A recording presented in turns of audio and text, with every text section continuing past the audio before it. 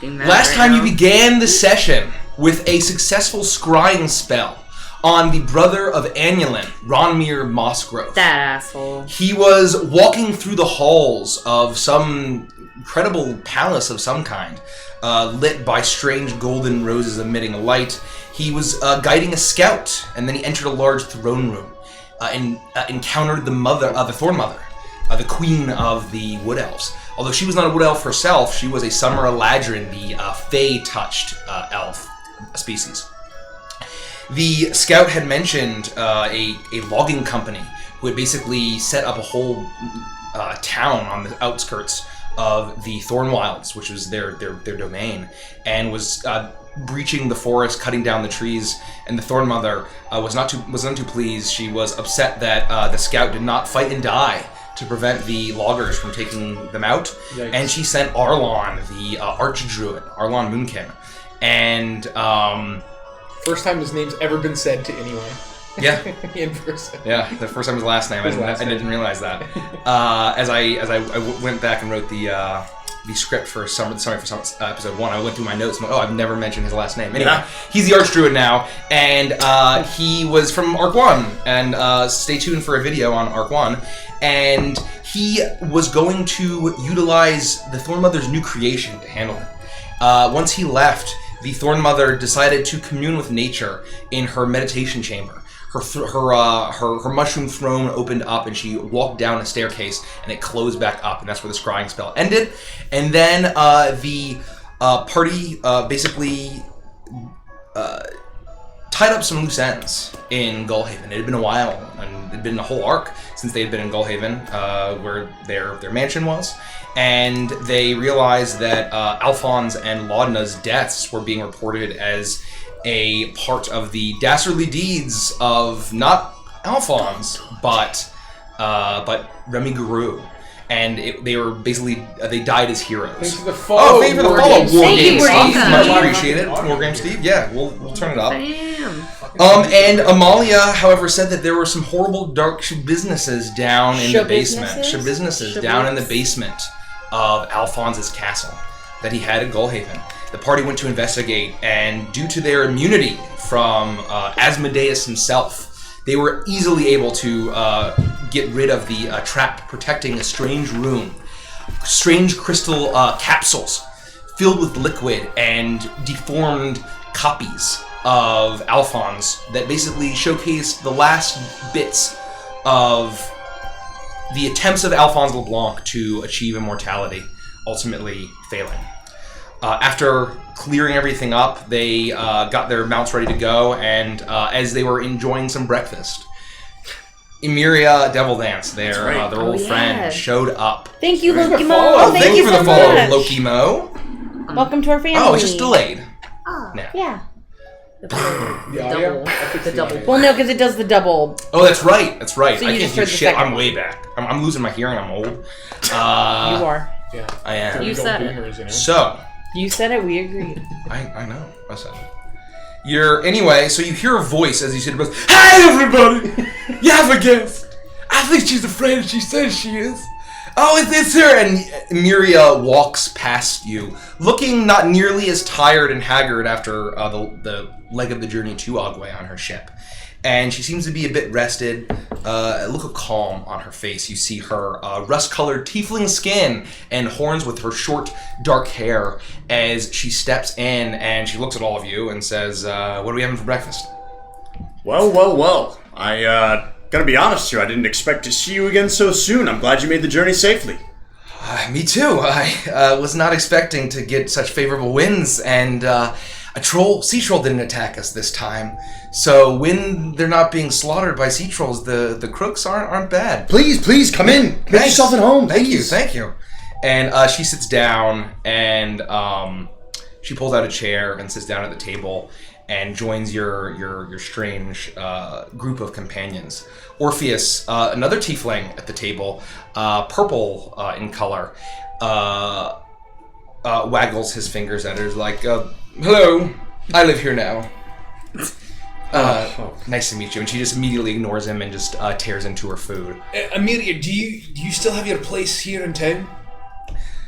She is like shoveling food into her mouth. She tears off a bite of sausage, and she looks and says, "Well, if they didn't evict me yet, I should be fine on rent."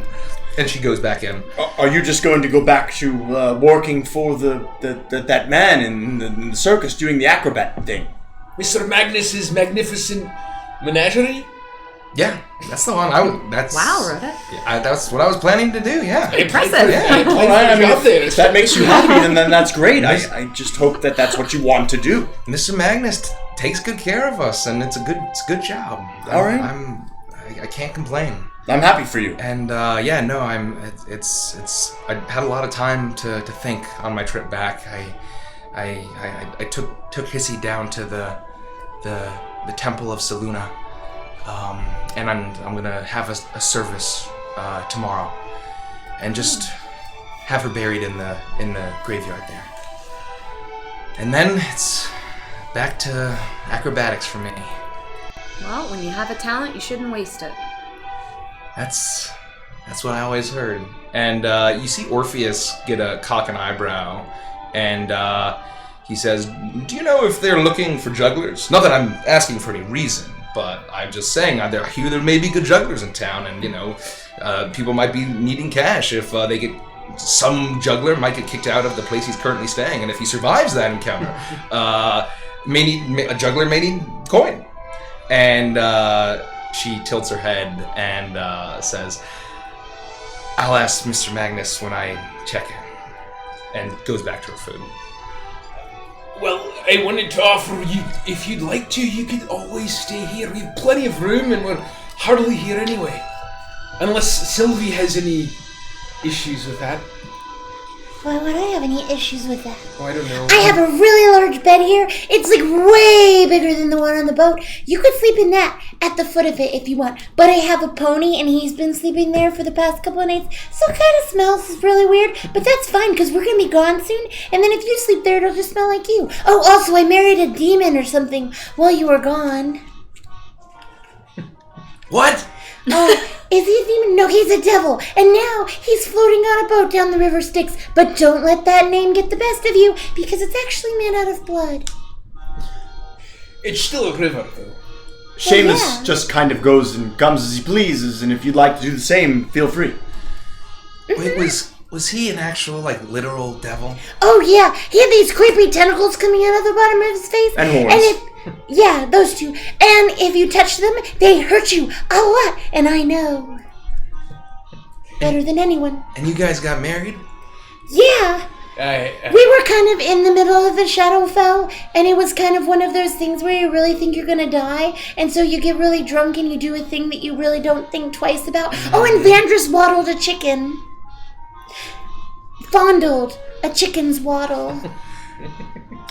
I hope that's a euphemism. It is. It is quite literally. Well, euphemism. yes, No, it's not, it's very. because Yes and no. It's very literally. Yes, but actually. There are things called Loa, and they're like death Loas in the Shadowfell, and one of them was turned into a black chicken, and she was gigantic. She was taller than me, and she had one of those wrinkly old it wasn't wet, but it kind of felt wet based on the texture, kind of like a ball sack, and it was hanging from the underside of her face, and Vandris would lovingly stroke it for her. He was very into it. You've always been smooth, Vandris. It was really the Yes. sweetest I've ever seen him be. That's one word for it, Myriad, I suppose. It was a real connection, as you say. I'm glad everyone had a good time killing the jackass that turned us into dolls. I assume you guys killed him. Oh yeah. Well, Actually, no. He's Yes, dead. He's very dead. It's more funny. one of those things. Yeah, it's funny you should say that, because it's more one of those things where his soul was wrenched from his body, and then it was swallowed by my actual patron, Baba Yaga. But that doesn't matter because I didn't know at the time. But anyway, she swallowed it and then left. It's a little confusing and complex, but he's dead.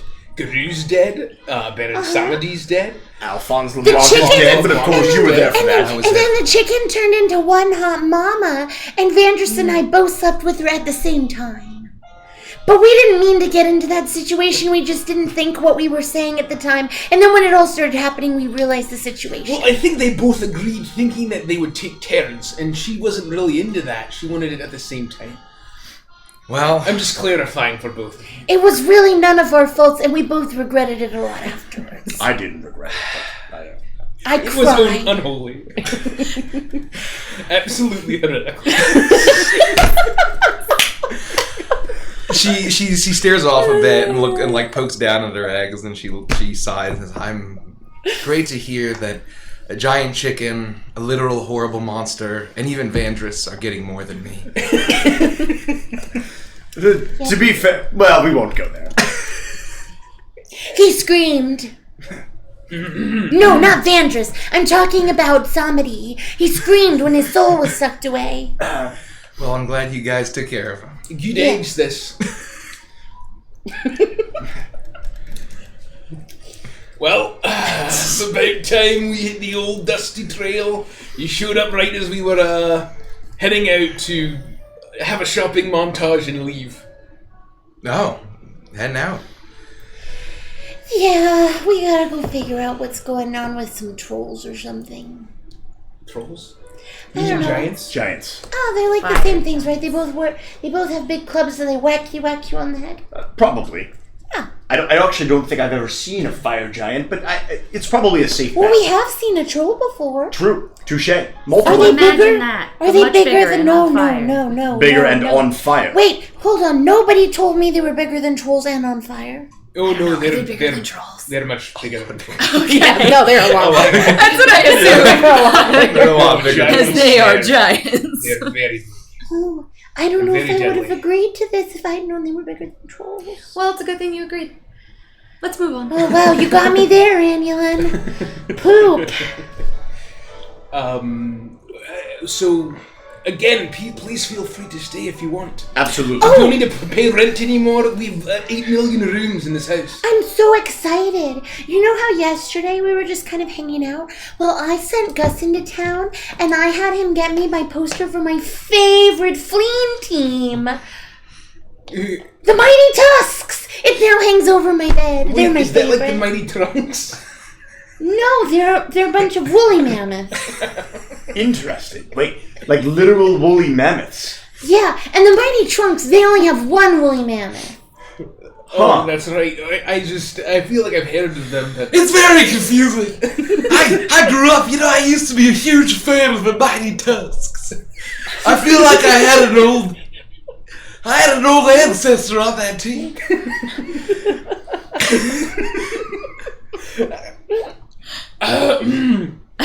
as in your ancestor used to be.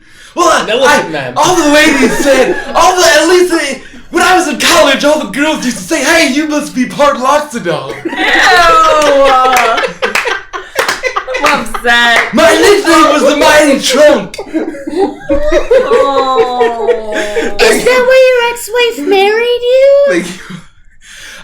That and for the medium bucks that I was making at the time. Jokes on her, they were really the low bucks. Medium. Thank you for the Thank follow. you, MJ. Jula. Yeah, but anyway, I just thought you guys should all know. Well, that's great. Are you 'Cause going to hang I it in also- your room or bring it with you? No, I ordered one for all of us, so now we all have a poster above our beds. Well, that was very generous of you. Thank you. Yeah. Thank you for thinking of me. Because I'm hoping one of these days, when we stop being heroes, that we'll be able to go see a fleeing match together as a group. All the way in Galtica. Yeah! I don't see why not. But we know what a food is. No, absolutely not. This is so meta, it's not even funny. No, Fleet's canonical now. Wood elf teams and But dwarf it- teams the and all gnome kinds of team. shit. Then we have to Yeah. retcon our entire. It's ever been mentioned once in our campaign, It's not popular in Carquinos. right? Yeah. So it wouldn't be uncommon that we wouldn't know what it. Like I don't. You probably wouldn't. My dad, he used to sit every single Sunday and he would ignore every single one of us and just watch Fleeing. Sounds horrible. It was. It does sound horrible. Well, so I suppose since we're collecting roommates, just I'm the major tiefling here, right? I'm basically part of the party. Myriad will literally kill you. Yeah, and I will be okay with that, because she's beautiful and she's deadly. And she can do a lot with this. And Myriad takes a large bite of bacon, and she just like, yeah, I'll kill you. And she continues to eat. He's like, what is it with you people and killing? I mean, it's like you're murderous, evil supervillains. That's unbelievable. Who would do that? You're really not making yourself look very good before we leave.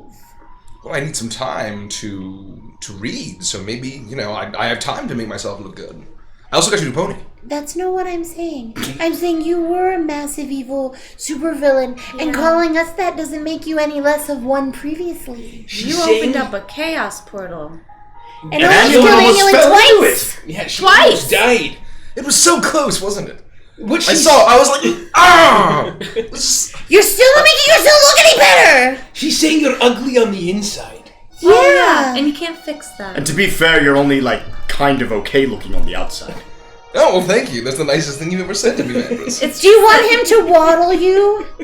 No, thank you. Now that we've seen you without the hair, it's like the magic's kind of out of it, Well, that was not a good moment for any of us. I admit. How'd you sleep last night, by the way? That's right. Oh, suddenly I remember. You guys dream, right? Yeah. Can you remind me what the dream was? The dream was, so he didn't have his hair again, and I was like, You were giant two-headed. it was giant. It was basically a Cho'Gall With iron teeth. with iron teeth, and he had no hair, and I was just chasing him around, chomping the teeth at him and talking For 8 hours. for literally 8 hours. I slept fine. I'm going to go read now. I would suggest that you don't make any more of those comments about evil supervillains and you start being more nicerist, or you're not going to sleep very well for a long time. Make an intimidation check at advantage. How many points of exhaustion until you die? 5. So 5 nights of no sleep would kill You him. instantly die, right? Well, it's technically not 5 nights no sleep. Every time, you would from lack of sleep, you make a con saving throw. And then so you it's can... up to DM okay, fiat, right? okay. Yeah. 28.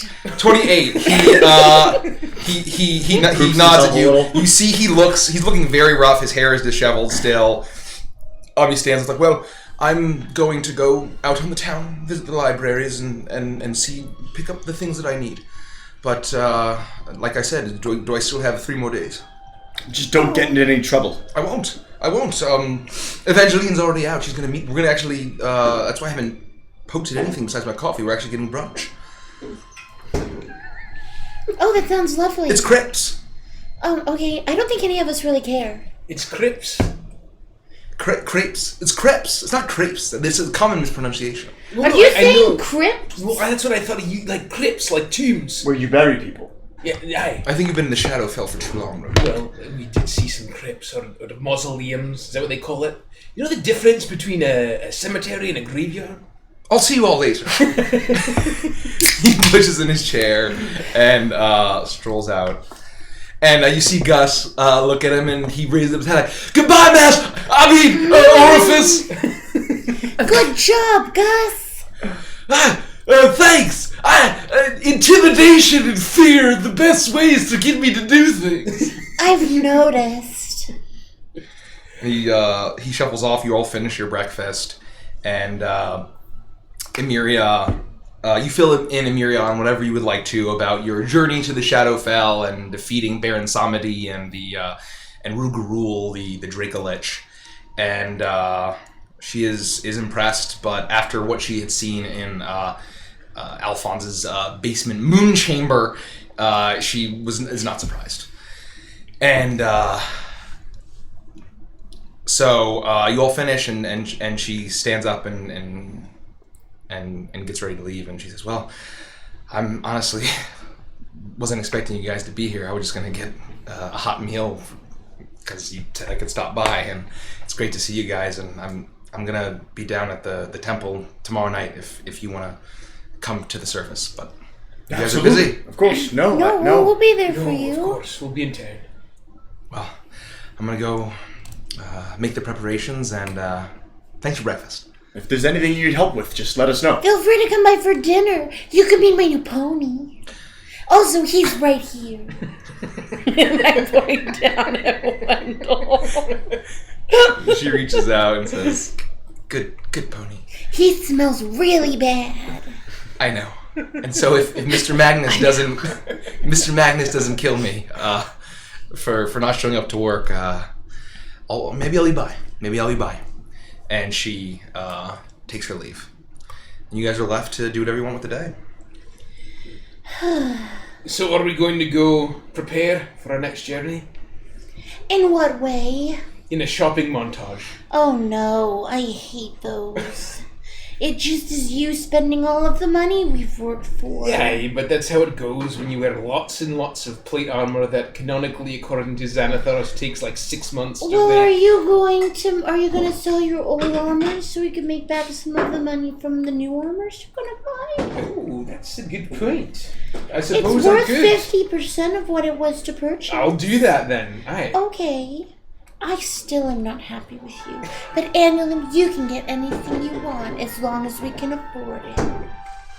Well, Butterscotch could use a friend. Oh no, I should not have said that. You know you haven't fed that rabbit in like 3 months. I give it nibbles at dinner and this and that. I don't I haven't seen that rabbit since this mill. Well, all I can say is thank the gods this is a fantasy world where anything is possible. You know, the last time that I slept in the pants that you took off the night before, it was full of bunny poop. Well, that's true. They poop like every 10 minutes. I know, and I'm pretty sure that Butterscotch went out and had a date with someone that they met on Tinder, because when I was in there the last time, there were little bunnies in there too. I have little bunnies. No, not anymore. Well, Retcon. No, I just mean that they went away and they got old because you haven't looked at her in like 4 months. I'm lying to you. You see a rabbit crawl out and say, Chaos Portal will change you. It'll change a rabbit. Give me a swing of that bourbon. It makes you immortal. You can live off a pocket lint for 30 years. Jesus. It has evasion in its past every deck check. It's Chaos Portal. Yeah. And No, you know what you should get? You should get a ferret, because I heard that ferrets and bunnies are like the bestest of friends. And then we will finally have an animal that smells worse than Wendell. but it looks like someone stretched out a rat, and that freaks me out. Oh, that's my favorite thing about them. That they look like a noodle, but also a rat. Yeah, like a furry Like noodle. a pasta mouse. Ooh, Did you just say should Pasta name it. Mouse? Yeah. hey, Pasta Mouse was actually the name of my high school band. You should name it Pasta Mouse. Oh. Or Maybe we, macaroni? You're brilliant. You can have whatever you Macaroni. want. I've been thinking about it, and Butterscotch is still alive. Thank you very much. Oh, I know. But oh, he's right there. it's a she. She's right there. I don't know. I've been thinking about it, and I know that we're going into a lot of danger, so I am planning to let her loose in the yard here at the estate. Oh, you should I don't have Gus think make like a cute little like rabbit enclosure where there's like a big wooden carrot that Butterscotch can climb up, and like a cute little house with a place where she could sleep, and like a bunch of bedding and stuff where she can nibble, and then you get her friends so they can run around together. I think that's a fantastic idea. And it should be a boyfriend, so when you come back there are at least 47,000 new animals here. We do have plenty of stable room. Yeah. Plenty. And what if one of them morphs into a giant bunny and you come back and you can give me Leonardo to Kitty and you can ride a giant bunny? That sounds pretty good. I know. We're collecting a lot of big animals. Well, I mean, we could always give up Rodek. That's true. Only if we get to keep Ramby. Yeah, I can't I don't like goats though. Well, he's not a goat. What? He's a ram. Huh? A sheep. What? He's a very large sheep. Those are mythological creatures. They don't even exist. Is it a ram a male sheep? Is that how that works? Yes, a ram's a male sheep. I'm certainly no biologist. Yeah. Yeah, and Leonardo Key's a unicorn. Really? Yeah. They actually think rams exist. I don't know. It's a sheep, not a goat. A ram. He's technically a ram. Yeah, and those Like are a- mythological Like creatures. a bull and a cow. Oh my god, he really thinks a lot of mythological creatures exist. Yeah. Hold on, guys. I'm gonna go out and buy myself a keepsnake. Ah! Gus shuffles by. It's a nine-tailed fox. Oh. Gus shuffles by. Hey, mythological creatures! That reminds me of the stories Michael used to tell me about the fabled ocelot. It was like this strange sloth monkey. Interesting. I've read about those before. It was apparently an urban legend from Gulfhaven. Oh, goodbye. Bye. You all finish your breakfast. We do. You all go We go shopping. shopping. You have to stop us before we start doing. Or more like stop me. We're off track. So all we're getting is your armor. Yeah, and I'm selling mine. So how much do we add- make What's half from yours? 1,500? 750. 750. Well, that's quite an upgrade, Richard. Do you need armor, Kels? We can worry about it another time, but that's the only other thing we had talked about. Couldn't hurt. I mean, if we've got cash, but We yeah, let's have do it. cash. And the studded, whatever you're looking for is not going to be as expensive as that, I don't think. No. yeah. So should It'll we be the still- same cost minus 1,500, which is, really reasonable. I would say. Yeah. Well, then I would love to upgrade. You So said- what- Plus 2 studded leather would be what you'd need. Exactly. I don't know. Well, do you already have Studded plus leather, 1? leather? No. I think I just have. Oh. You did regular studded leather. Both Kelsey and I just have regular studded leather.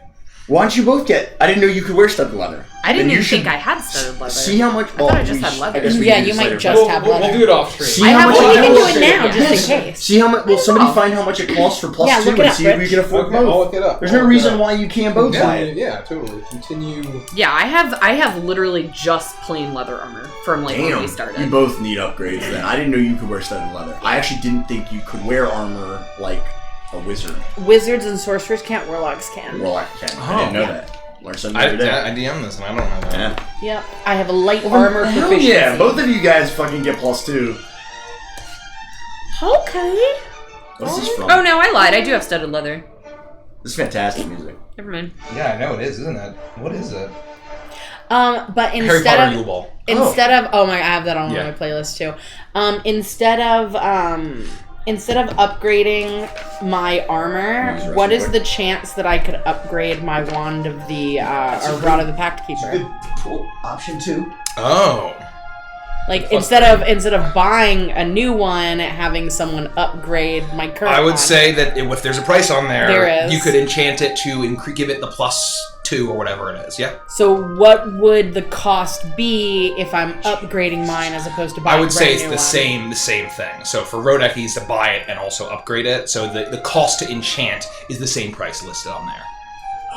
Okay. Oh, that's right. I didn't even sell it. I just enchanted it. So, right. Anyway, we'll figure it out. Anyway. So plus 2 studded leather armor would be 6,045 gold. So 6,045. 6,045? Mm-hmm. That's a weird number. Because regular leather. And then studded how leather's much is? 45. Oh, so then it's minus the 40. Well, so it's minus half of 45. Minus 22. 22. So it's 6,023 for armor.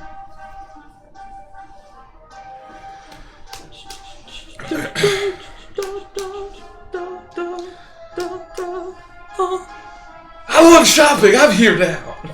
I love the mighty trunks. Go like the mighty tusks. Kels, go ahead and add studded leather armor plus 2. Oh, yeah. So what'd you make a decision on, Nikki? Did you I'm go armor? not gonna get new armor. No? You can upgrade your rod. The wand, though, right? I can't. It would be too expensive to do that. Oh, it's How like much? $1 billion, Yeah, I mean, like my wand itself is really expensive, It's like but then when you 20 consider something. that I only get half of it back just to upgrade it, it's the cost doesn't. Like we physically don't have enough, or it would just deplete us. We don't have enough, Fuck. All right. so I'm gonna not get anything. All the Just real wait. good shit is like super.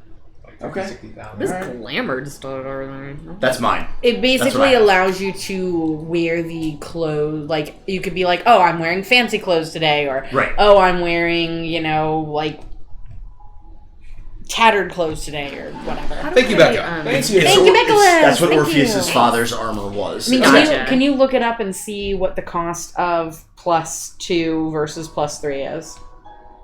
But I'm pretty sure that it's like way expensive. So I'm seeing this. Good night, Good night, Becca. Becca. See you soon. Oh, load more. There we go. So yeah, studded leather +2. Shopping. Cool. Thanks. Shopping episode. Sometimes you need them. Yeah. Thanks for bearing with us, guys. Yeah, thanks, guys. And while we're doing this, we can talk to chat if anybody wants to say anything to us. You guys Because wanna we're say not anything? currently playing anything right And now. I'm also not shopping. I'm happy to hang.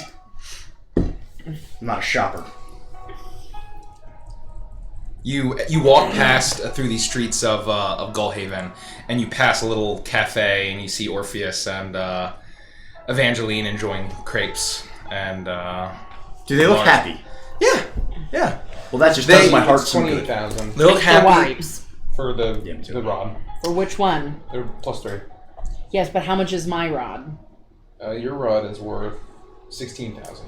Okay, So so 8. it actually might be 20K, possible. right? Because it's 28 minus 8. Yeah, so it would be 20K. I would say that price can be used to upgrade it. Yes. Okay, perfect. And we can't afford to spend 20K to upgrade my rod. We only have 30K left after you get I shocked. don't necessarily think it's the worst thing. Either. me so nervous. Let's do it. The money doesn't do us Fuck it. any good when we're dead. Yeah. We'll go like kill some shit. Seriously. People always need You know things what? to kill. Okay, Fuck it. fine. Is that gonna fine, make the fine, DC 20?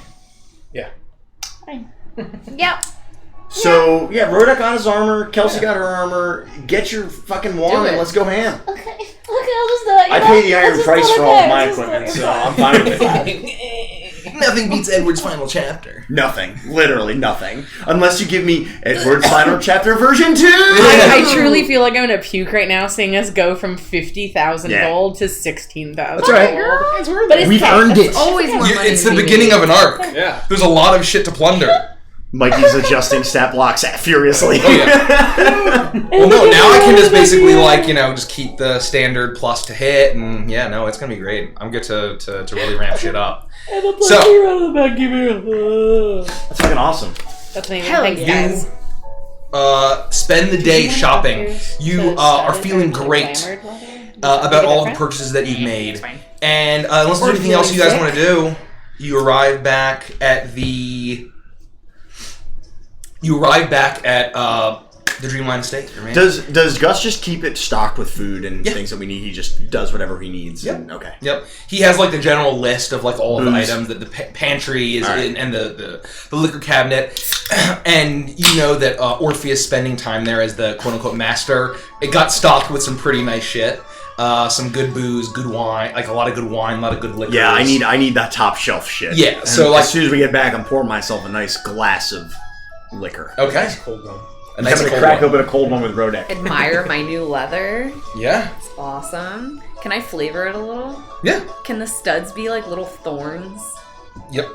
Yes. And there are these Thorn. You see Annulin in this beautiful. It was actually a of wood elf make, and it's made by a wood elf to really kind of capture the. It was from the city of Maka. They're just capturing the thorniest aesthetic of the wood elves of that region. Guys, I now have plus 12 to hit. That's a lot. That's as much as annual. That's more than me. Yeah, it's as much as Annual has now. Yeah. Holy shit. Yeah, Vanessa and I are over here with And Mikey's plus got to 10. get a 20 now to succeed against my spell. This is a dumb question, but is the wand a warlock thing? yeah. So wizards rod. can't wield a wand to get a you better can, chance you can to. use their wands. This is Rod of the Pack Keeper. It's specifically a That's a warlock warlock. thing. Okay, But there are wands. But there there's are an equivalent wands, for yeah. wizards to have a better chance to Yes. hit. Okay, Faux show, faux show. didn't know. But rods and wands don't add damage. right, but better chance Like to hit. weapons do. Just Yes, accuracy. exactly. Okay. So you all have your new items. You have a new friend for butterscotch. Macaroni is an adorable, whatever color rabbit you would like. And they frolic in the garden. Yes, I'm gonna let them loose. I'm gonna And go Gus to the is going to stable. make them an enclosure. Yeah. I want him to run free. Okay. But I'm gonna go, and I don't think he can understand me, but I'm gonna go talk to Sunny and Scram and just keep an eye on the rabbits. Don't eat them. Don't eat them. Just They're protect them. eyeing the rabbits a little bit. Like, What do they look like now? Yeah, how big are they now? So they're pretty sizable. Before they were a little bit smaller than you, and now they're like a good head or two taller than you, and they're starting to get a little bit bigger. They're soft. Can I downy ride them yet? They're soft downy feathers. Not quite. It's a little bit bigger than you, but and also just kind of the way that the body is would be kind of awkward. But they're getting bigger. They're definitely getting bigger. Their coarse black feathers are starting to come in outside of the down. And they're still excited to see you. They seem very regretful that they need to not eat butterscotch and macaroni. I'll toss them some meat out of my pouch. They snap it up. They boys. fight over it a Good little boys. bit. As you all are sitting in your mansion, eventually Orpheus returns, and he has a huge armful of books. And he goes up to his room, and after about 15 minutes, he comes back down, and he waltzes into the dining room. And as you see him turn the corner, you see that he's wearing a new outfit, and it is incredibly nice. Seems to be completely bespoke, custom crafted threads, and just this beautiful coat, perfectly polished boots. Pristinely tailored slacks and vest as he steps in and says, "What do you think? How do I look?" Now, I have one question. Where does a poor juggler without any coin come up with enough money to buy something like that? Grandpa was paying me to work on the thing he has. First off, his name is Seamus and shows some respect. Second of all, if I go ask him that he paid you a salary, is he going to tell me that that's the case? Well, you don't have to tell him that. Orpheus. I paid for it fair and square. It's not your money. Where did you get the money from, Orpheus? We're letting you live with us. If you're doing things that you shouldn't be doing, we're gonna have to deal with that at some point. Do you want me to chase you with two heads through your nightmares again? And I'd encourage you to remember, we've got a long journey ahead of us, and it can be pretty uncomfortable for some people. Well, I guess that's true. Do you want to ride on Wendell? Because I will ride Lord Frederick, and you will ride Wendell the entire way to Svarog. With your shiny new I don't want to boots, do that. dragging in the dirt the It whole is way. embarrassing. Well, good. I borrowed the money from Evangeline. Oh, Borrowed it? where did Evangeline get any money from? Yeah. Where did you get money from? Have you ever worked for a gang? Have you ever been paid by a crime lord? As a second? She must have stashed away a nice little, nest egg. Why is she loaning you money? Because I did her some favors, she did me some favors. Are you in a racket? Are you in the mob now? Are you gonna marry my sister? No, Lou, no, absolutely not. Okay, She's a friend. Because, like, I We're good can't friends. be best friends with my sister's husband. That's, like, super weird. No, it's. And then, like, it I'd is- have to it's ask purely, her. we're purely Yeah. friends. It's fine. Okay, well, whatever. As long as you're not stealing it, I don't care. I'm not stealing anything. Don't take any money from Seamus. I don't even want his money. Good. Because technically we gave him that money, so we would be paying you, and you should be helping him for free. It would be fine if Seamus felt the need to pay.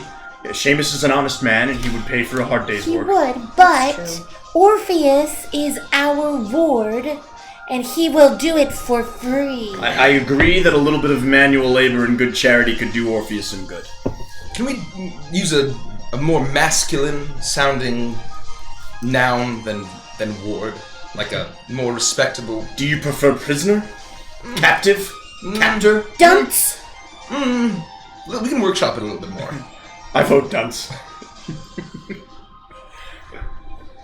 Or would you rather I just refer to you as Orifice from here on out? I believe that's fine. Okay, then we'll call him Orifice. Alright, Orifice, get to reading, please. Well, We'll leave I it a few will, days. but I went to the store, and because when I was begging for my life, I made a promise that I intend to keep. I know where we're headed. We're headed to Svarog. Well, I don't know if you've ever been out that way. It's dangerous. We need to make some decisions okay. on where to go. Okay. So I purchased, and this may have been from your city-granted funds, but it is for a good cause. And he reaches into his coat and pulls out a large leather map.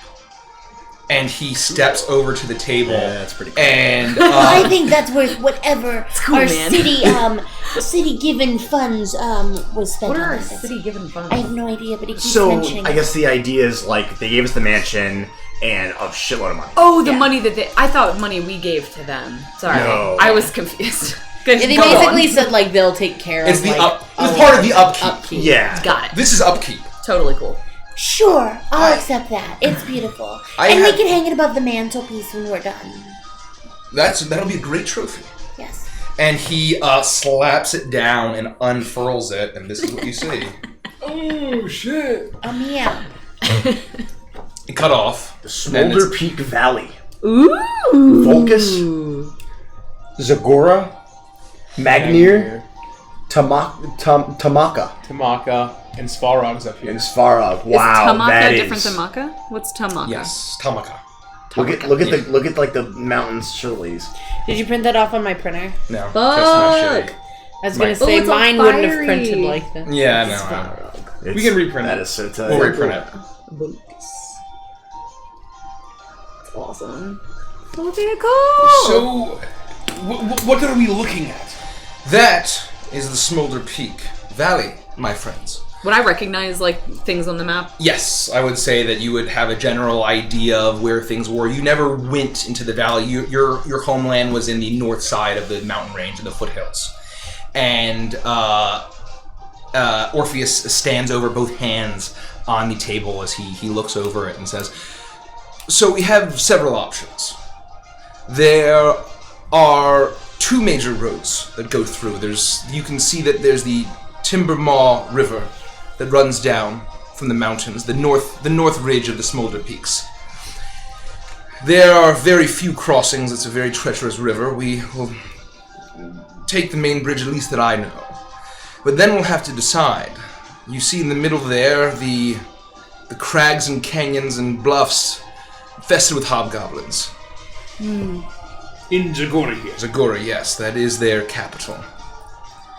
And the northern road will lead us in between Zagora and Volcus, the human kingdom that is basically eternally at war with the hobgoblins and basically everyone else in the valley.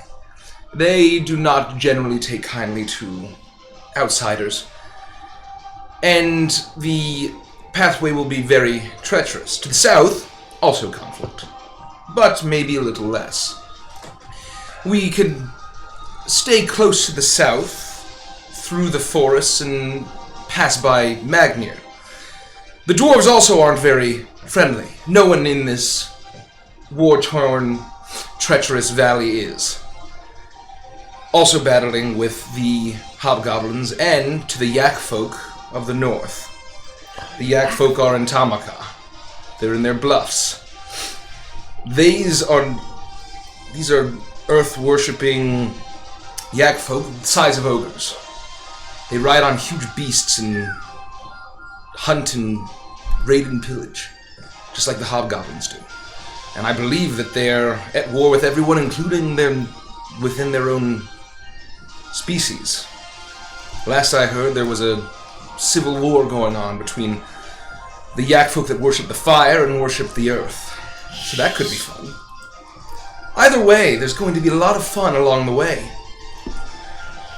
Well, initially, it sounds like if we take the route through Vulcus, or towards Vulcus, we have the least amount of potential conflict, as we're only passing through one major city. And they're also human. If we were to cut through Zagora, we run the risk of having to deal with face-to-face with hobgoblins, as you said, right? Hobgoblins? Yes. And then if we were to take the bottom route, we have terrain that's favorable to Annulin, and we also have our own resident dwarf who might be able to navigate some of the local customs and things like that. But then we gotta go right into Yak territory. So that's potentially the most amount of conflict, as we have to go through several major cities. But both of them are probably, with some reason, going to be on the same side. I mean, they're fighting the same kind of fight that my people are fighting. You think that you mean the dwarves or the Vulcus? The Vulcus people. The people of Both, Vulcus. a little bit. I'm sure that they haven't been spared from fire giant attacks. Now, of course, I'm willing to take my chance with Orpheus saying they're not kindly to outsiders. We've been rebuffed before. Where have we dealing ever with been people. that's been kindly to outsiders? I'm agreeing with you. That's my point. But the terrain is not as favorable for the likes of us and our potential travel mounts and things. That's something to correct. Orpheus, correct me if I'm wrong. It sounded like that was a very dangerous path just from terrain alone. I mean, you do well in the forest where the dwarves are at the foot of the mountain and things like that. And I can help us get through the forest. And it looks like they're mountain dwarves based on... They are, yes. They are What's mountain dwarves. what terrain is the upper one? Is that like plains? That's like plains and farmland. But you specifically mentioned like the ridge too. That's right? in the middle. That's in the middle there. The Oh, canyons so you're not talking about and this- the bluffs. you're not No, talking about that's this so ridge. it's the northern ridge and the southern ridge of the Smolder Peaks. So the Smolder Peak Mountains are basically it's a split mountain range, and in the area in between is this huge swath of land called the Smolder Peak Valley. And the very top bit there is where the fire giants, you can see basically where they've scorched that whole business all around them. And where they basically had any civilization been that isn't there, encampments or any forests are just completely gone and harvested. Now, I'm not advocating we make any decisions. I'm just kind of talking off the cuff here and going off of initial impressions that Orpheus has given us. But the Vulcus route appears to be the most straightforward and I guess less risky. But to be fair, I'd almost like to see Rodek navigate us through Magnia. Here's my concern. I can't imagine a whole civilization of dwarves. It would remind me of home. Do I know anything about Magnier at all? I would say no. I would say that you've heard of it. You've known that, like, when people had learned that you were a mountain dwarf and not a hill dwarf, that they assumed that you came from Magnier, because that's the primary mountain dwarf kingdom on the continent. I mean, so here's the thing. If we go north and we take the plains, the human kingdoms, you say they're always at war with the hobgoblins. That's true, yes. So just crossing through, we can get mixed up with We'll be with caught war. right in the middle of it. But is that any worse than just trying to cut straight through the hobgoblin capital? Well, no, and I'm saying why don't we just avoid it entirely, and we have Annulin lead us through the woods. Hopefully we can stay in Magnier. The customs probably, I mean, they may be different, but, as a mountain dwarf myself, I at least probably know their ways to some degree. Then we still have to deal with the yaks. Well, do we know how bad these yak folk are? I mean, they sounds like they're pretty bad. They What ride about- giant, massive beasts, and they're at war over elements. I mean, that sounds like we're going right into, like, the pre-game before we get right into Svarog with the mountain giants, the fire giants. What is the mountain path? Is that passable at all? As far as, like, going through the mountains. Yeah, like swooping below the cities on the outer side of the forest. Is the idea that this is not, like, that's our border, right? Yeah, We're not... like it with our mounts, and it'll be very dangerous. I considered trying to sneak into Svarog on either side of the mountain range, and I was unsuccessful. It would have been a death trap. And I believe that the secret tunnel that I'm not exactly sure where it is. I know that there is one, but I believe it'll basically be directly in the center of the base of the volcano. Has Orpheus sat down and, like, made himself comfortable? Is he just, like, standing with books this whole time? Like, He dropped the books off, and he's standing with both hands on the table looking at the map. I'm gonna grab a glass and pour him some of the nice liquor that I'm drinking and say, "What? Sit down, please. I have questions." And I'll hand him a glass. And Thank you. If you have time, I don't want to take you away from your studies. I am here as your vassal to serve. Please, you can cut out the theatrics. Kicks back the chair and sits down. And now, I don't mean to change the subject, but did you sneak into the Smolder Peak Valley and try to get into Svarog? Is that where you got the Ifrita? Maybe. Are you going to regale us of the story of how you captured an Ifrita? Or were you just that powerful? I was very powerful. You should have seen me at my peak. Oh, you did! And you still beat me. That doesn't make me look very good, does it? You made me fly and invisible. Let's walk it back. See, I never said that chaos magic wouldn't work against me. It's about rolling the dice, and I rolled very poorly.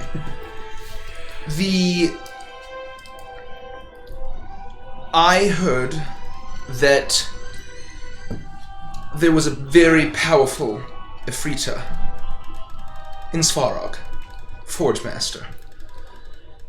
And you know how you foiled my plan, so you knew what it was. Elemental planes, ways to get in and out. I was interested. I tried to see if I could sneak into Svarog, maybe in and out, kidnap, take her out. I was pretty good, but I wasn't that good, unfortunately. But I did hear she had a sister that she was not on good terms with. That she had imprisoned away in a little lamp. Wow. And so, tales, whispers, taverns, people discussing where one might find it. I eventually did. Granted, it was halfway around the world, but I did find it. Where did you find it? In Neckbed, of course. That was a wild adventure. But, although I was empty-handed in my journey to the Smolder Peaks, as brief as it was, I would say that knowledge is as great of a treasure as any Afriti bottle. I take a sip of the fine alcohol and I say, well, I hope maybe someday you can fill us in more on all of your adventures, because I hate to admit it, but damn, does that sound cool. If old Vandrus could see me now, he would be so upset that I'm sitting here having a drink with you, but yeah, I bet you have some fantastic stories to tell. Oh, I do. But, to be fair, that was when I was a supervillain. But I can tell you about my archaeology days. I still wasn't doing great things, but I was more of a villain and less super. I suppose we can leave that for another time. Do you have any suggestions of how we approach this? I haven't seen you in combat in a while. I know you can take me out. But there's dangers no matter where we go. Do we want to get caught up in a war between hobgoblins and humans? No. Do we want to run the risk of all of the beasts that lurk in the forest and the hills, and then potentially get outrun and chased by yak folk? It's really all the same. If we survive to Svarog, I'll be very impressed, but I have a feeling that if you beat me, you can beat a bunch of smelly yaks. Here's the thing. We can handle beasts. I'm done with politics for a while. I'm done with the maneuverings of men for a lifetime. So you're suggesting the old slice and dice route. I'm saying we go through the woods. We just spent the last weeks dealing with two very evil humans. A kingdom full of them. We know what they're capable of. I don't disagree. I vote we go south. And again, this is certainly nothing set in stone here. This is only preliminary discussions. I'm sure your research and whatever you're going to be doing for the next few days might enlighten us further. Well, maybe it will. I'm going to try to basically pinpoint where I believe the ancient hidden tunnel is that can get us in and out. Or at least in. No promises on out. So the Svarog, the city is inside the volcano. Yes. They thought they were not very subtle when they decided to I mean, I understand what it's like to have a volcano lair. I mean, it's pretty outstanding. I don't blame them. Ladies, do you have any other ideas? No, I'm okay with whatever. I want to take the southern road. I'm comfortable in the forest. I grew up there. I've spent a lot of time in the mountains. I'm just about as good in the mountains as I am in the forest, so I think that's the safe way to go. Oh, all right. I trust both of you, all of you, implicitly. So I suppose for now we can start thinking about what that might entail. That path. Yeah. Start reading up on it if you can. Well, if that is where we're going, I'm glad we have a dwarf with us. And I guess I'll try to find out more about Yak folk. Please do. Wish me luck. He stands up. I can leave the map here, or I can take it with me. Yeah. I mean, we're happy to peruse it, but if you need it, feel free to come get it. You might need it for your studies. I think I'll take it. He Feel rolls free. it up and puts it under his arm and goes up to his room. Alright, well... Wait, is tonight Hissy's... Tomorrow night. Tomorrow night. Alright, well... I suppose let's get an early night and, make any final preparations tomorrow. Agreed. Alright. Alright, Okay. we go to bed. You go to bed, and you wake the next morning. Orpheus is holed up in his room. You assume he's reading and studying. And you all convene, and the day passes, and you have enough time to head over to the, oh my gosh, what was the district called with all the churches or all of that? Hold on. There was a period of time where I had that map seared into my brain. It's not the Kench, it's not the Dionysian, No. the Apollonian. Yeah, no, it's gone from my brain. Not like High Church or High Reach. I think it was Sky Reach. You are. I might have it in my... Anyway, doesn't matter. Anyway. You have some time to get over to that district that has all of the, has all that business.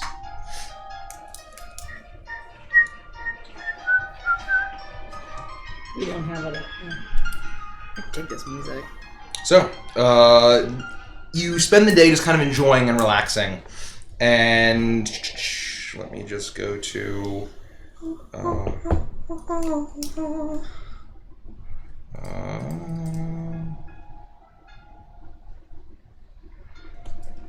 apologies.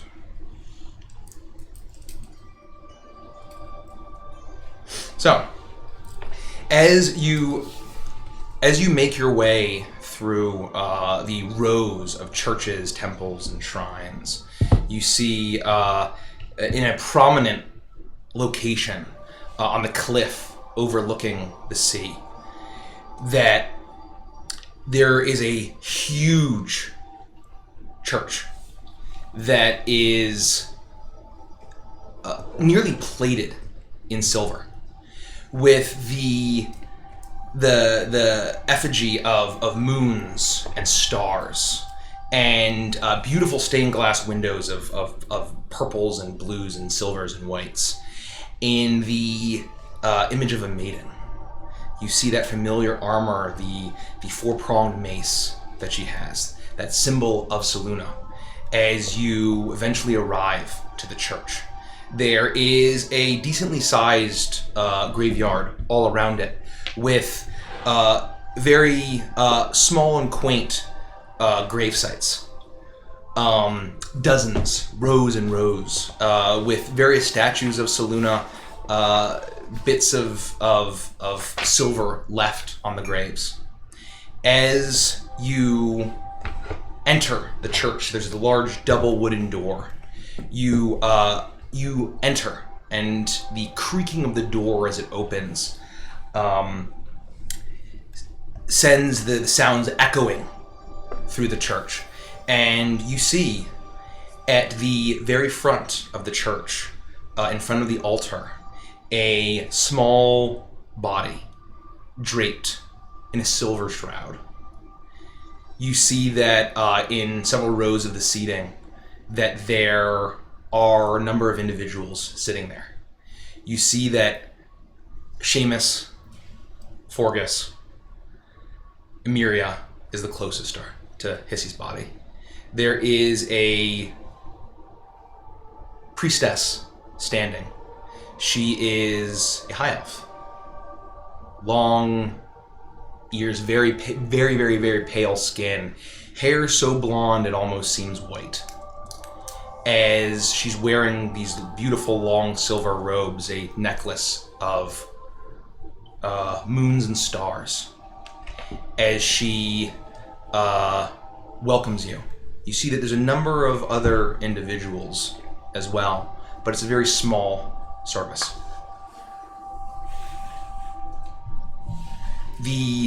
You wait, and eventually the priestess steps forward and addresses you all. Welcome to the final resting ceremony, the last rites of a kind young girl and the most incredible cleric and pupil that I've ever had. Hissy Bright Orchard was kind. She was pure. She spent more time with the unfortunate, the down on the luck, the poor, the hungry, than any other priest I knew in this city in my long years of life. She was the kind of person to help anyone, no matter what, even if it risked her own life. And she did risk her own life, and it cost it. But as I'm assured, she is in the embrace of our goddess Seluna. And she is in every mote of moonlight, on every night.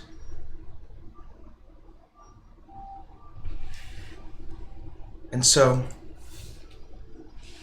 I welcome you, her friends, her family, those that knew her in life, or those that have heard of her deeds, to step up and say words if you would.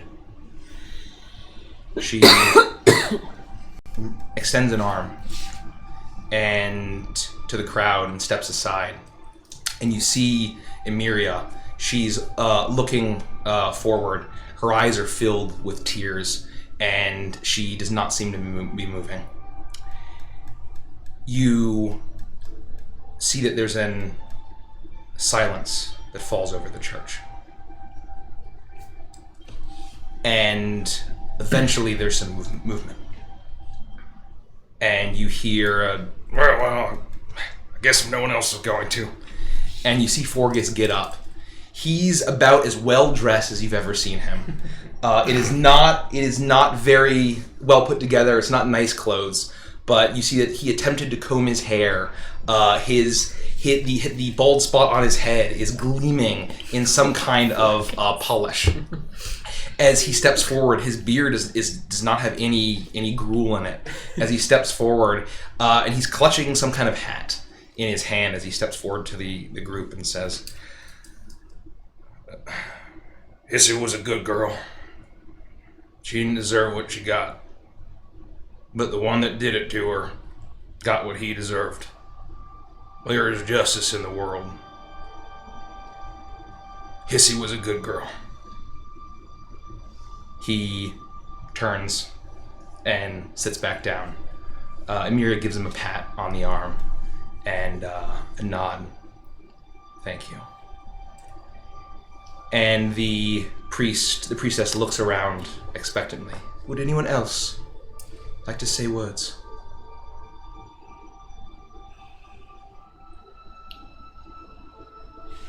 And after several moments pass, you see Seamus reach up to grab Myriad's shoulder and squeeze it. And eventually she stands up and steps forward to the altar. And you can see that her eyes are very swollen. It's difficult with her dark pupilless eyes to see the effects of her crying, but she's definitely puffy, she's sniffling. As she looks down at the body that's enshrouded, and she looks back up and says, "Thank you for the follow." Thank you, Table God. Thank you. She grabs. She's clutching something in her palm, and you can see that there is the small bit of silver chain running out of her hand, and she looks down as she says, "Hissy meant the world to me. You all know that. As she meant..." I should probably change the music. Let me do that real quick.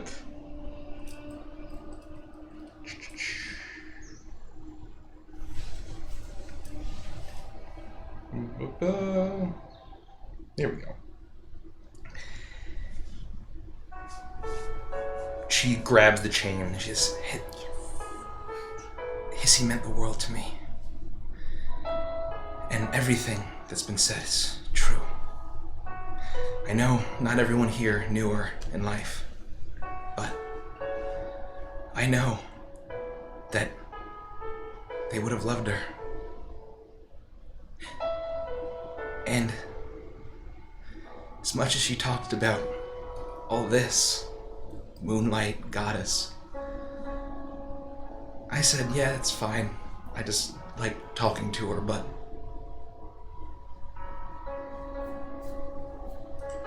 when we got justice, I saw that it's real and it's powerful.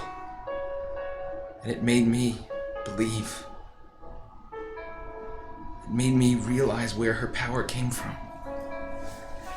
But it was a power that came from the moon, but channeled through a heart that was good.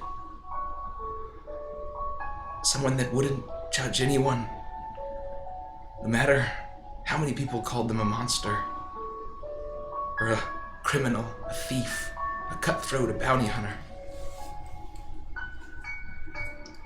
And she was someone who died with people that she loved, saving the people that she loved. And I just hope that when I am laying on this slab with the shroud over me, that I'm wherever she is. I'll miss you, Hissy. She nods and goes back to the pew, and as she sits down, you can see her immediately break down. And Seamus goes to put an arm on her, and she just waves it away, and she just clenches her hands and shuts her eyes as tears are streaming down her face. And you see the priestess stand up. Unless there's any other words.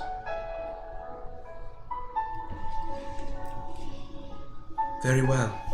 She steps forward, and you see her pull out a large chain. Beautiful and intricately and daintily crafted, of pure silver. As she steps over and places it on top of Hissy's body, and she pulls out 2 pristine silver coins and places it on either spot where the eyes would be. And with a movement of her hand into her robe, she pulls out a vial of water and sprinkles the body. She puts it away, and she turns and says, Hissy's body may be buried here for eternity. But who he was is in the moonlight for the rest of time. May you guide us, Starlight. And she turns her head back down, and the ceremony ends.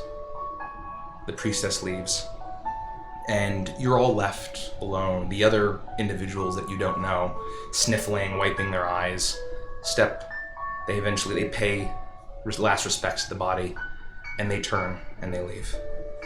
What are you guys doing? Beatrice, are you okay? Yeah, I'm all right. I appreciate you asking. Not one for getting too heartfelt in front of a group of people, many of whom I don't know. I say the things that I need to say to her in my own time, in my own way. Sure. And I can only hope that she hears me. I'm sure she will. Plus, I couldn't have possibly imagined giving a tribute even a quarter as great as the one that you did. Myriad looks at you and says, thanks. And thank you all for coming. I know that the three of you didn't know her, but it means a lot. It means a lot. I wanted to be here for you. Thank you. And that was beautiful. Well done. I'm not good with words. But I thank you. This is what I needed. And it's a chapter I can close and move on. Well, I'm gonna stay here with her until it's time to bury her. If I don't see you, and it might not be for a while, try not to get yourself killed, guys. We haven't yet. We'll be alright, and just keep an eye on the place for us if you don't mind. I don't know if I fully trust our butler yet. I'll stop by. Do I get to stay in your room, Sylvie, or? Yeah, anytime you want. Or any other room, we have tons of them. Take your pick. Or Sylvie's, if that's what you like. Thanks. And she goes in and gives each of you a big hug and pulls you in tight. And eventually, quiet kind of overcomes the echoing of everyone leaving, dissipates. And you turn and you leave. And you eventually make your way back, strolling through the city. You look up, and although the moon is well past full now, it's waning, and despite it being a crescent, it is an incredibly well lit, moonlit night, as the whole city seems to be bathed in this beautiful, shimmering silver glow. And you all stroll through the city slowly and somberly, and even the energy in the city seems to be a bit more reverent, even though those that don't even have any idea what you just experienced. And you eventually make your way back to your home. And you can either sleep or do whatever you guys are doing. Yeah, I think we just go to bed, and I'm good with that. Yeah. Okay. So, you all awake, and I guess you have probably several more days to prepare, and I think that we can just kind of fast forward to whatever you guys want to do, unless there's anything else that you guys want to take care of. I don't think so. I think No, we we knocked just it all out. stock up and say our goodbyes and make sure that Gus is capable and has everything he needs, and Seamus and Amira are free to come and go. Okay. Evangeline, same. Okay. So, you all say your goodbyes, and you all get ready to go. Orpheus has several large bags on his back, and he has Lord Frederick totally stocked up with saddlebags and the like. And he looks a little bit nervous as he looks to all of you and says, well, I haven't been on a journey like this in a long time, especially not without magic. You all keep me alive, right? You do realize we wouldn't let any harm come to you, at least until you've delivered your end of the bargain. Well, hopefully I do. You were saying? Well, I think you said it pretty adequately. We're gonna take care of you. It's okay. You'll be fine. Just stay behind us and you won't die. At the very least, right now, we need you, and we've got a long road ahead, so by the end, we might like you. Who knows? Well, I highly doubt that, but it's a nice thought. I'm open-minded. Not many people do. I also gotta keep you alive until you're willing to tell us all those stories. Maybe I won't tell you on the road then. Careful. I shouldn't have said it. As you all get ready to go, you're in the courtyard, ready to use the pocket watch. Your mounts, you have Leo, you got Wendell, you got Lord Frederick. It is a menagerie. It's an absolute menagerie as you get ready and you see Evangeline walk up, and she says, I hope you have room for one more. Are you're going home? Well, I mean, I can't stay here forever. Is that okay, Sylvia? I know you wanted to keep me safe, but you said Agua is safe. No, I told you you could go home. I told you that Ma Bucket was worried about you. I told her you were alive and she didn't believe me. Well, Did you say that? Yeah. I do recall that. Oh. And she just cried and wailed and screamed and said no, she was dead. It was pretty So brutal. it's almost going to be like she's seeing a ghost, and I truly wish that I would be there to kind of see it and laugh at it, but I won't, so it's fine. You don't think the shock won't kill her? Oh no, a woman like that's got a heart of stone. She's gonna outlive us all. Touche. She'll at least outlive me. Maybe you two elves, too. I wouldn't be surprised. Well, we should have room for... I don't know what the limits are of the magic, but I think it should be fine. Worst case scenario, we all die. That is truly fine. a worst case scenario. Orpheus waves his hand like, no, excuse me, this is my pocket watch. I know how it works. We'll be fine. Evangeline, I just wanted to say... It's actually our pocket watch now. Well- you know, I did steal it fair and square. he's also wearing your dad's pants. I guess maritime salvage rules? We were on an island. That's what I tell myself. We're glad you're amenable to it. I don't really have a choice. It will be fine. Evangeline, I just wanted to thank you for the crepes, for being so amenable and being a great friend. And for losing gracefully at chess every single time. And she shrugs and looks at him and says, well, I don't know how to play. There wasn't nothing else to do. I ain't used to these fancy mansions. As she looks at all of you and says, well, I also wanted to thank all of you for saving me from that horrible vampire man. Now, that was all Sylvie. Yeah, you're welcome. And, you know, I'll do it again in the future, as long as you don't ever tell Pal that I'm still alive. It's basically all I ask. Thanks for the raid. Thank you for the raid, Cranium Dad. Cranium Dad. What a friend. She steps forward like, well, I don't even know if they know I'm alive. Well, that's probably for the best. Well, I think there's going to be a big opportunity in Agua. And y'all always have a friend with me.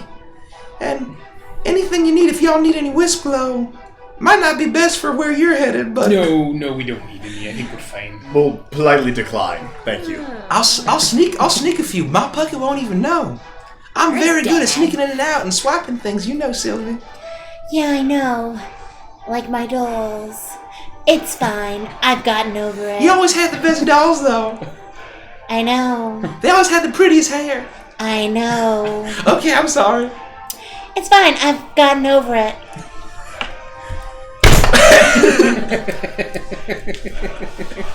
It's been a while since we've seen the book. The Book of Grudges gets several more entries. Anyway, I think it's time to go. Have you, just for my flavor, have you had that since you were a child? The Book Yes. of Grudges? Okay. Oh yeah, no, for sure. You see a look of like her face goes white a little bit as she's like, y'all stop carrying that book around, huh? Yeah, it's bigger now than it was before. How big is my page? Pages. Chapters, even. You see this? This is about 25% of the book. You see the other 75% of the book? That's you. Wow. Even more than okra? At least double okra. Well, I'll be safe in Agwe. My bucket will look after me. We'll see. She'll be very glad to learn that you're actually alive. Agreed. Well, I hope I still have a place. Anyway, let's go. And Orpheus says, well, oh, yeah, of course, it's time to use the pot. Oh. Oh. Which one of you has it? Until next time, Gulfhaven. Okay, let's do this. And then I'll use the pocket watch. No, yeah, make sure you don't go to my Shut filthy up. lair. Achoo! Zogway, take us You sneeze, and the portal opens up, and all 6 of you humanoids, a lion, a stallion, and a pony, stumble out into the wonders of Shishi. As we're sorry. Oh god, yeah, is it just like break the whole t-shirt? I like barrel roll into 3 shelves and break priceless artifacts. Well, the wonders of Shishi is different than the tea shop, right? I'm sorry. Still, it would be absolute chaos. It would be a Hearing cacophony Shishi and of thinking TT. disaster. you spill out. Tea. Green tea. The wonders of green tea, right next to the wonders of Shishi.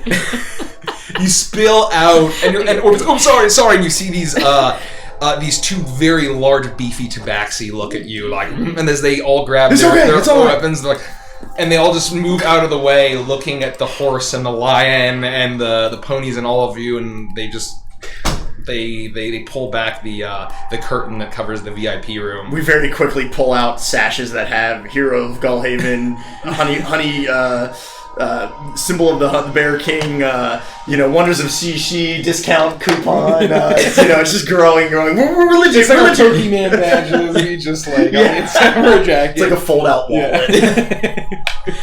And they let you pass, and you eventually make your way to the docks.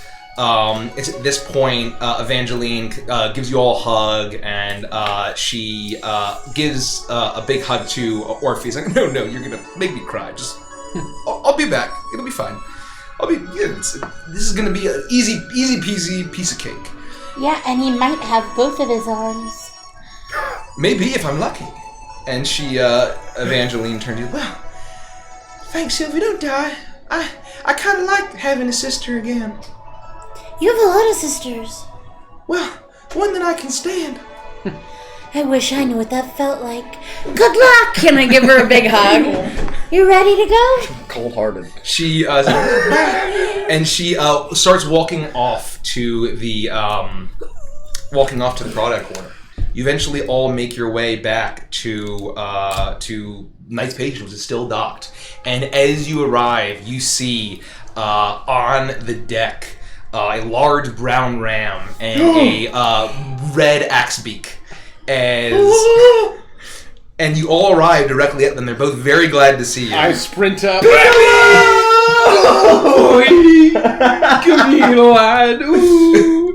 And I'll scratch him behind the ears, and I'll pull out like a carrot and an apple, and I just start pulling like tons of like fruit and vegetables and feeding it to him. I'm going to feed Piccolo the smoked fish jerky I bought, and I bought a ton of it. Oh yeah, you did. So I'm going to basically just try to give Piccolo some of this and hope that Piccolo's not too upset with me for leaving her Yeah. for so long.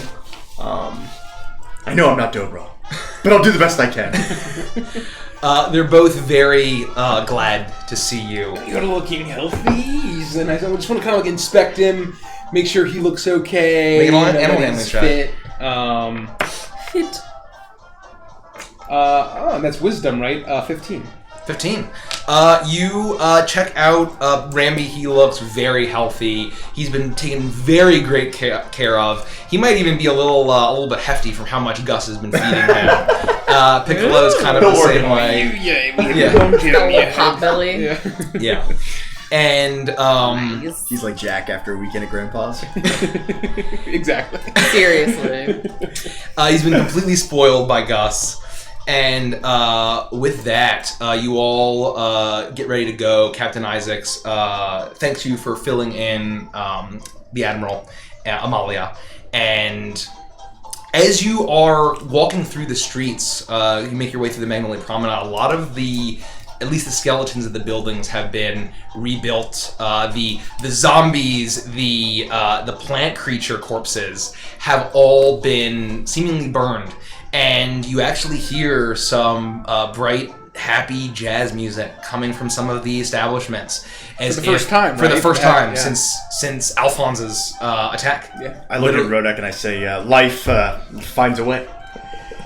You know, I had a feeling that nothing could keep Agwe down for long.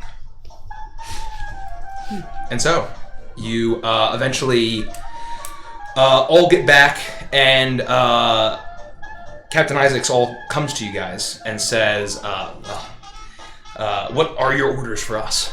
We can stay docked here if you wish. Well, no, I suppose you should go back home. There's no purpose for you here. If we need to get out, we can just use our pocket watch to head right back to Gulfhaven. The gods knows you've earned it. Well, thank you. If there's anything else you need, we have full stores here as well. And if there's anything you need, just send a message to the Admiral, if you can. And we'll sail anywhere in Avantris to come find you. That means a lot. Thank you. I'm sure we'll use you at some point, but please take some time off. Thank You you. deserve it. My crew will very much appreciate that. And so you all spend the night, and you take the time that you need, and you all get very well rested. And you awake the next morning. All of your mounts are fully stocked. Ramby's doing this. Your mounts are all lined up in a row, all 5 of you.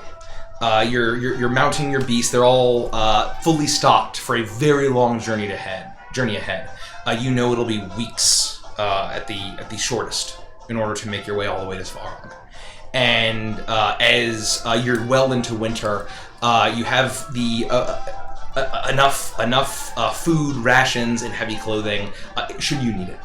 And eventually, you all ride through the city. You hear the music echoing behind you, starting to as there seems to actually be a few ships entering the harbor of people returning home. And you hear as you make your way along the main road heading east, you eventually leave the outskirts of Agwe, and slowly music fades, and you see the swamp behind you get smaller and smaller and smaller as you leave Agwe behind. You are on the road. Wow. On the road again. After all these years. After all this time. Feels good to be back. Just Wait, like when we started. so Ramby's pulling the cart behind him, right? Yep. Yes! So Full circle. I'll be on Ramby, or no, I'll be riding in the cart. Yeah. With the reins on Ramby. It's like the good old days, I'm a top Piccolo, a little a little wobbly, like whoa. I know we haven't done this before, girl. You have to work with me here. Is riding pace different than walking? It's faster, right? Yes. Yeah.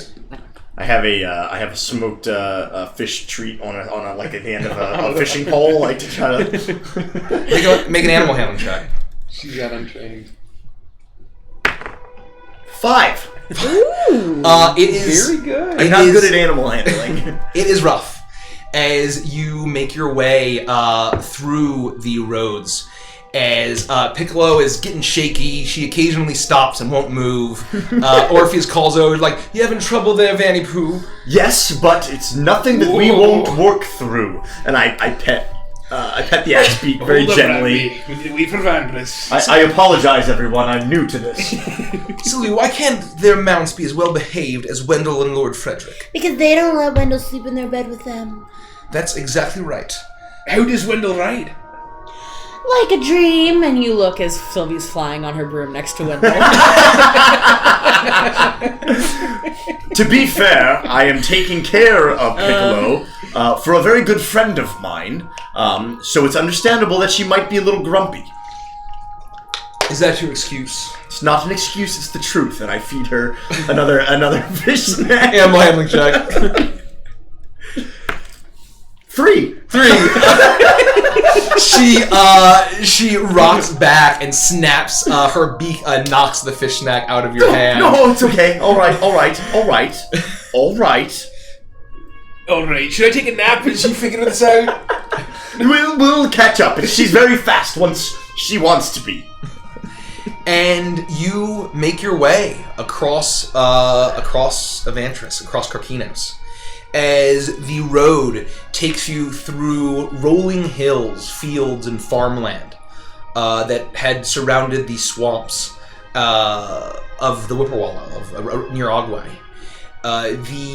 You stop at various inns and taverns along the way. You camp when you need to. There are a variety of different villages of humans, of halflings, some forest gnomes that had left the swamp and erected small towns along the main road in order to gain coin from travelers and passers-by. You pass many travelers initially as you make your way heading east, and eventually you arrive at a large split in the road. And one continues east, narrows a bit, seems far less traveled.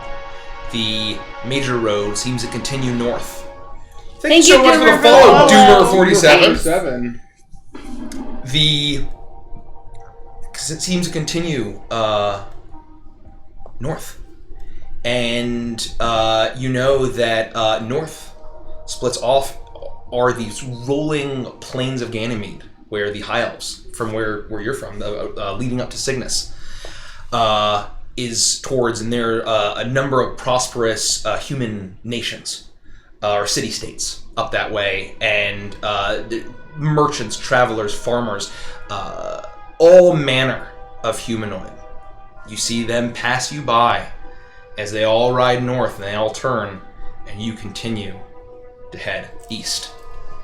The road gets more and more rough, as I would like you are proficient in land vehicles, aren't you? I am indeed. I would like you to make a check of that.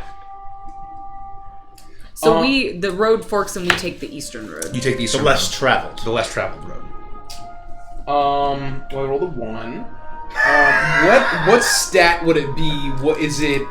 How does a land vehicle work? Well, it would be whatever you think makes sense. Am I like I would say a wisdom. Or wisdom? Okay. So 1, 2, 3, 4, 5, 6, 7, 8. 8. Not bad. Yeah. So, Right? Well, yeah, it could be worse. So no, technically not. I was gonna say it's a 1.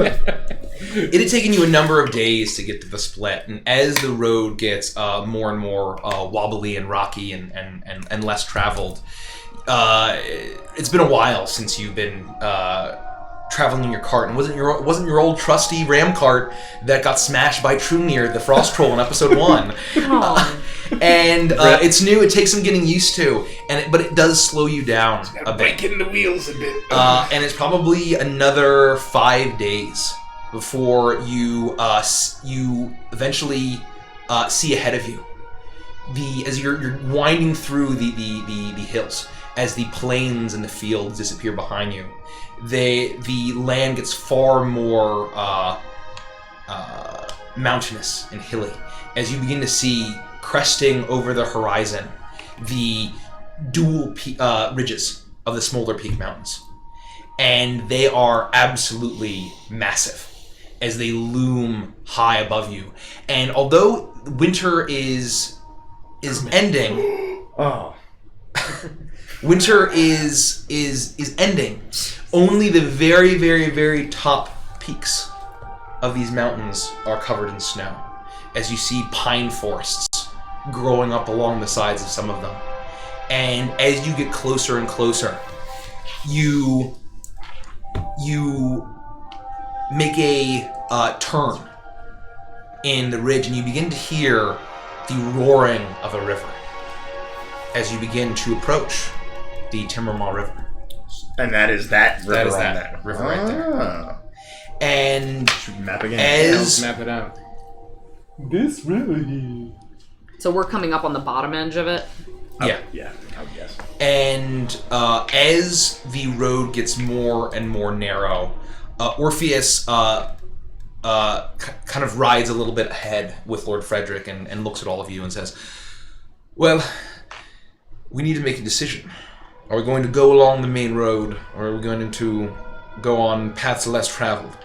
Because go ahead. No. Finish. We risk running into soldiers and the like on the primary road, but it is far more treacherous, obviously, to go on the smaller paths. There are fordings, I believe, but I can't promise. So I was just gonna say, in the time that we've been traveling up to this point, however much time has passed, I would have asked Orpheus if he learned anything additional. Yeah. In those days that he was studying, or had any more input up before this point, I guess would be my question. I would say that he would tell you that that a lot of the reading that he was doing basically was towards like actually getting to once they got to you guys got to Svarog, right? And okay. But he once you filled him in on the plan to take the southernmost road and go along the southern ridge, that made the most sense. The pitch sounded like a good idea to him. Well, I am trusting our two members here who have voted for South. I'm okay with that. I'm okay with whatever the group decides. It makes sense to me logically either way. Rambi, you can handle it, right? Doesn't look too bad. And he'll look. I'll have him look over, and yeah, he'll be fine. Plus, if we start to head this way, and then Piccolo starts to turn. I mean, this way, and then Piccolo starts to turn. I mean, this way. Piccolo, please, Piccolo, this way. Damn it! Make We should be okay on this road. I don't think that our path is going to be 15. 15. Okay. After Piccolo makes a full lap, you manage to actually correct her course as she continues, and you eventually arrive at this massive, roaring river. And there is these huge ravine canyon walls all the way down. And the spray of this river as it's roaring through these rapids mists you as you approach. And you see that there is a massive bridge of huge trees that seem far, far larger than any of the pine trees that you've passed along your way. But it is made of wood and incredibly sturdy. You could fit at least 5 Rambis to go across this bridge. Right? And No as you approach, you have been passing the occasional traveler. You would occasionally saw maybe a lone horseman, a young man of a darker complexion and a prominent nose riding out, maybe some with a hood up, maybe deserters in the war coming from Vulcus, and you hear the loud clacking of the hooves and the talons and the claws of the lion as you cross the bridge, and the rattling of your cart. echoes loudly, but the roaring of the huge river beneath you completely drowns it out as you ride across this massive timber mall bridge and in, officially, to Smolder Peak Valley. And as you ride, you see once again the road splits. There's the road to the north and the road to the south. And you see, however, that there is a very, very, very narrow and roughly trotted path directly towards the middle. You imagine, you imagine perhaps used by the hobgoblins. No, thank you. As you veer south, and you eventually the road gets more and more narrow. The mountain range of the southern ridge gets larger as you begin to get into this pine forest that appears ahead of you, and you occasionally have to cross smaller offshoots, rivers and streams and creeks, and all of them have bridges, but the closer and closer you get towards the southern point of this valley, they get far smaller, far more treacherous, until you had been traveling for maybe another 3 to 5 days. And the sun is setting. And as this whole valley around you is bathed in this beautiful orange glow, you hear the running of another offshoot, another river in this watershed. As you make your way through the wooded path. However, as you look up ahead, you see the crackling fire getting set of a campfire, perhaps. And as you get closer, I need everyone to make a perception check, please. Uh-oh.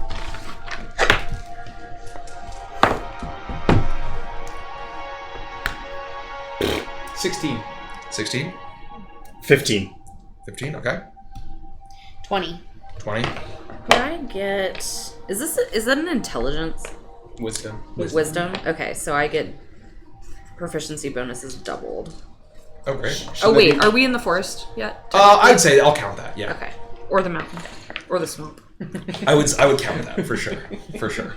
Or the desert. or Or the tundra. Is it your favorite terrain stuff? Yeah, is that like favorite terrain? all the terrain. Don't rangers eventually give all of the terrain its favorite? Many terrains, yeah. Yeah. So 8 plus 7 plus 7. That's a lot. Yeah. 8 plus 7 plus 4. Oh! Why? Because you doubled the proficiency, which is 4. So it's No, 8 you don't plus double the 8, wisdom bonus. 16. So 7 is 4 plus 3. Okay. So our proficiency bonus right now is 4. Right. Okay, so it's 8 plus 4 plus 4.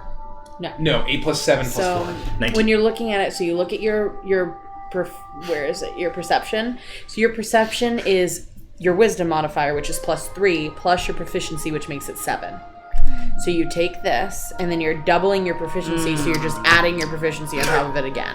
So that would be plus 4. So it's 7 plus 4 plus 8. 19. Got it. Okay.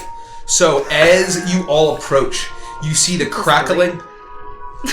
So your wisdom is plus 3. Your proficiency bonus. So do you see here proficiency bonus? Oh. Your proficiency bonus goes up when we level sometimes. So right now ours is plus 4. So you get this, you see how it's got the dot here? That means you're proficient in it, which means that you would take your wisdom, which is plus 3, plus your proficiency bonus, which is plus 4, which is why your insight is 7, which is why your perception is plus 7. Okay. So because of where you're at, you add your proficiency bonus again, so you take your plus 7, plus your plus 4, plus this to get your score. Does that make sense? Yes. Okay. If it doesn't, But I will never remember it. That's okay. You will eventually. That's why people sit next to you. And so, I will say with that, Ding, that is ding. enough. That as you're all approaching, You're still new. you see up ahead as the path turns around a ridge, and you see very, very, very far in the distance where the creek bed is, and where a bridge has been. It seems to have been splintered. And as you see crackling the fire in the woods up ahead, you hear with that check, I'll say that you hear the low moanings of pain. Oh boy. And in the firelight, you see through the trees, although it gets a little bit dense into the thicket, you see a very large looming shape pass between a small outcrop, a gap in the trees, and you hear a as the ground is rumbling a little bit. You described something as splintered? Yes, where a bridge may have been. You see some posts along the side. So not a part of this massive bridge that we crossed. No, that's long behind. Okay, got it. That is long behind. Okay. Yeah. I want to listen and see if it sounds like anything familiar to me, specifically one of my favorite enemies. Okay, what are those? Humanoids, orcs, goblinoid... Oh, these aren't right. I've got humanoids, orcs, goblinoids, orcs. I believe giants is one. Giants should be one of them. List. It should be giants, orcs, and goblinoids. Got it. Okay. If you pick twice, yes, that would be. So make you are listening in, or you're tracking, or you're like trying to track and get a sense. Yeah, I wanted to listen and see because of the footsteps. See if I'll say make a survival check for this. Okay. And then I have an unrelated question. Where was the My Little Turtle reference on the pocket watch? Was it on the inside or on the back? I believe it was on the inside. The inside latch. As an inscription. Yeah. Cool, you see there's the portrait of the woman inside, okay. and it was on the back. I believe. Oh, really? The portrait of the woman was on the inside, and it was carved into the Touche. back. Okay. You said survival? Thanks. Yes. 26. 26. Hey. So, as you all stop, Orpheus says, "What is that? What is that?" And Annulin gets off of Leo and begins to skulk through the forest. And as her wood elf body almost disappearing into the woods, she begins to track and listen. And as you get a little bit closer, Annulin, you start to see some branches snapped in a certain way. You see that there are large grooves in the ground, as if a heavy wagon or two have been pulled along this road. And you smell something. It's foul.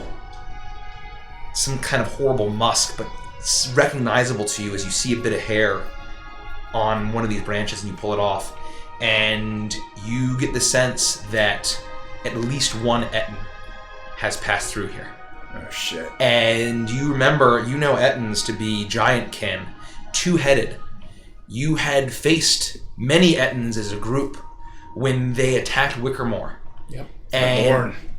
That damn troll. For the fucking horn, yeah. For the horn, and you know that the horn that Trunir the troll had was called the Ettenbinder.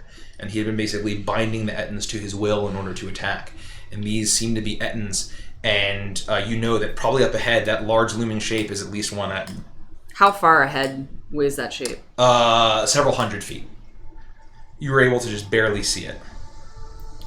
I'm gonna go back to the group and just, in a hushed tone, relay what I've seen. All right, Piccolo. Now would be the worst time for you to start screaming. Be very, very quiet, Piccolo. Animal handling check. Oh, God. Don't bait the DM into rolls. 7! Piccolo's not known for squawking very much, but just kind of, as soon as you're talking, you're like, as she's squawking just softly, you look up ahead, there doesn't seem to be any immediate motion towards you. So, is there a way around? Can I just see if there's any path that would... They're moving away from us, correct? So they are on the... they are on here. Actually, I'll reveal it. Oh, shit. You know, I just want to make the point of, it kind of sounded like someone was in distress, and heroes don't normally just try and walk around Whole thing? distress. Get rid of it. That's a very good point, Sylvie. Which is why I always like to use the for hire clause. But I've been shunned many, many times for saying that, and I've removed it from my vocabulary. Then we should go right now. I want to ride Ramby up next to the closest, big tree.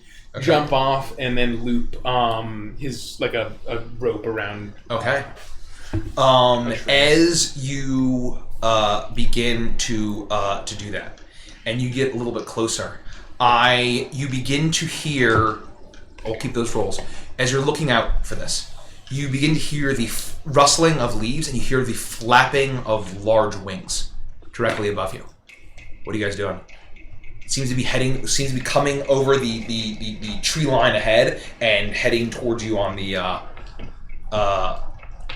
coming towards you from the trees. I'll look up and see This if I is can. something flying. Yeah. All right, I'm going to have Tide Piccolo off as well to the cart. Actually. Okay. Let me get stealth checks. Done. What's the lighting like? What time of day is Can I it? have the Sunset. dice tray, please? Oh yeah. Natural 20. Gotta give it up. Gotta give it Here, up. take your dice, Rich. I don't. Oh yeah. Boy, that is not great. I still ended up with like a 24 though. Yeah, 24. 24? 23. 23? I'm not advantaged. Can you spill something on this? Sorry, I'm losing track of my advantages. Yeah, it's all and work shit. now, so I must have. Yeah. Oh wow.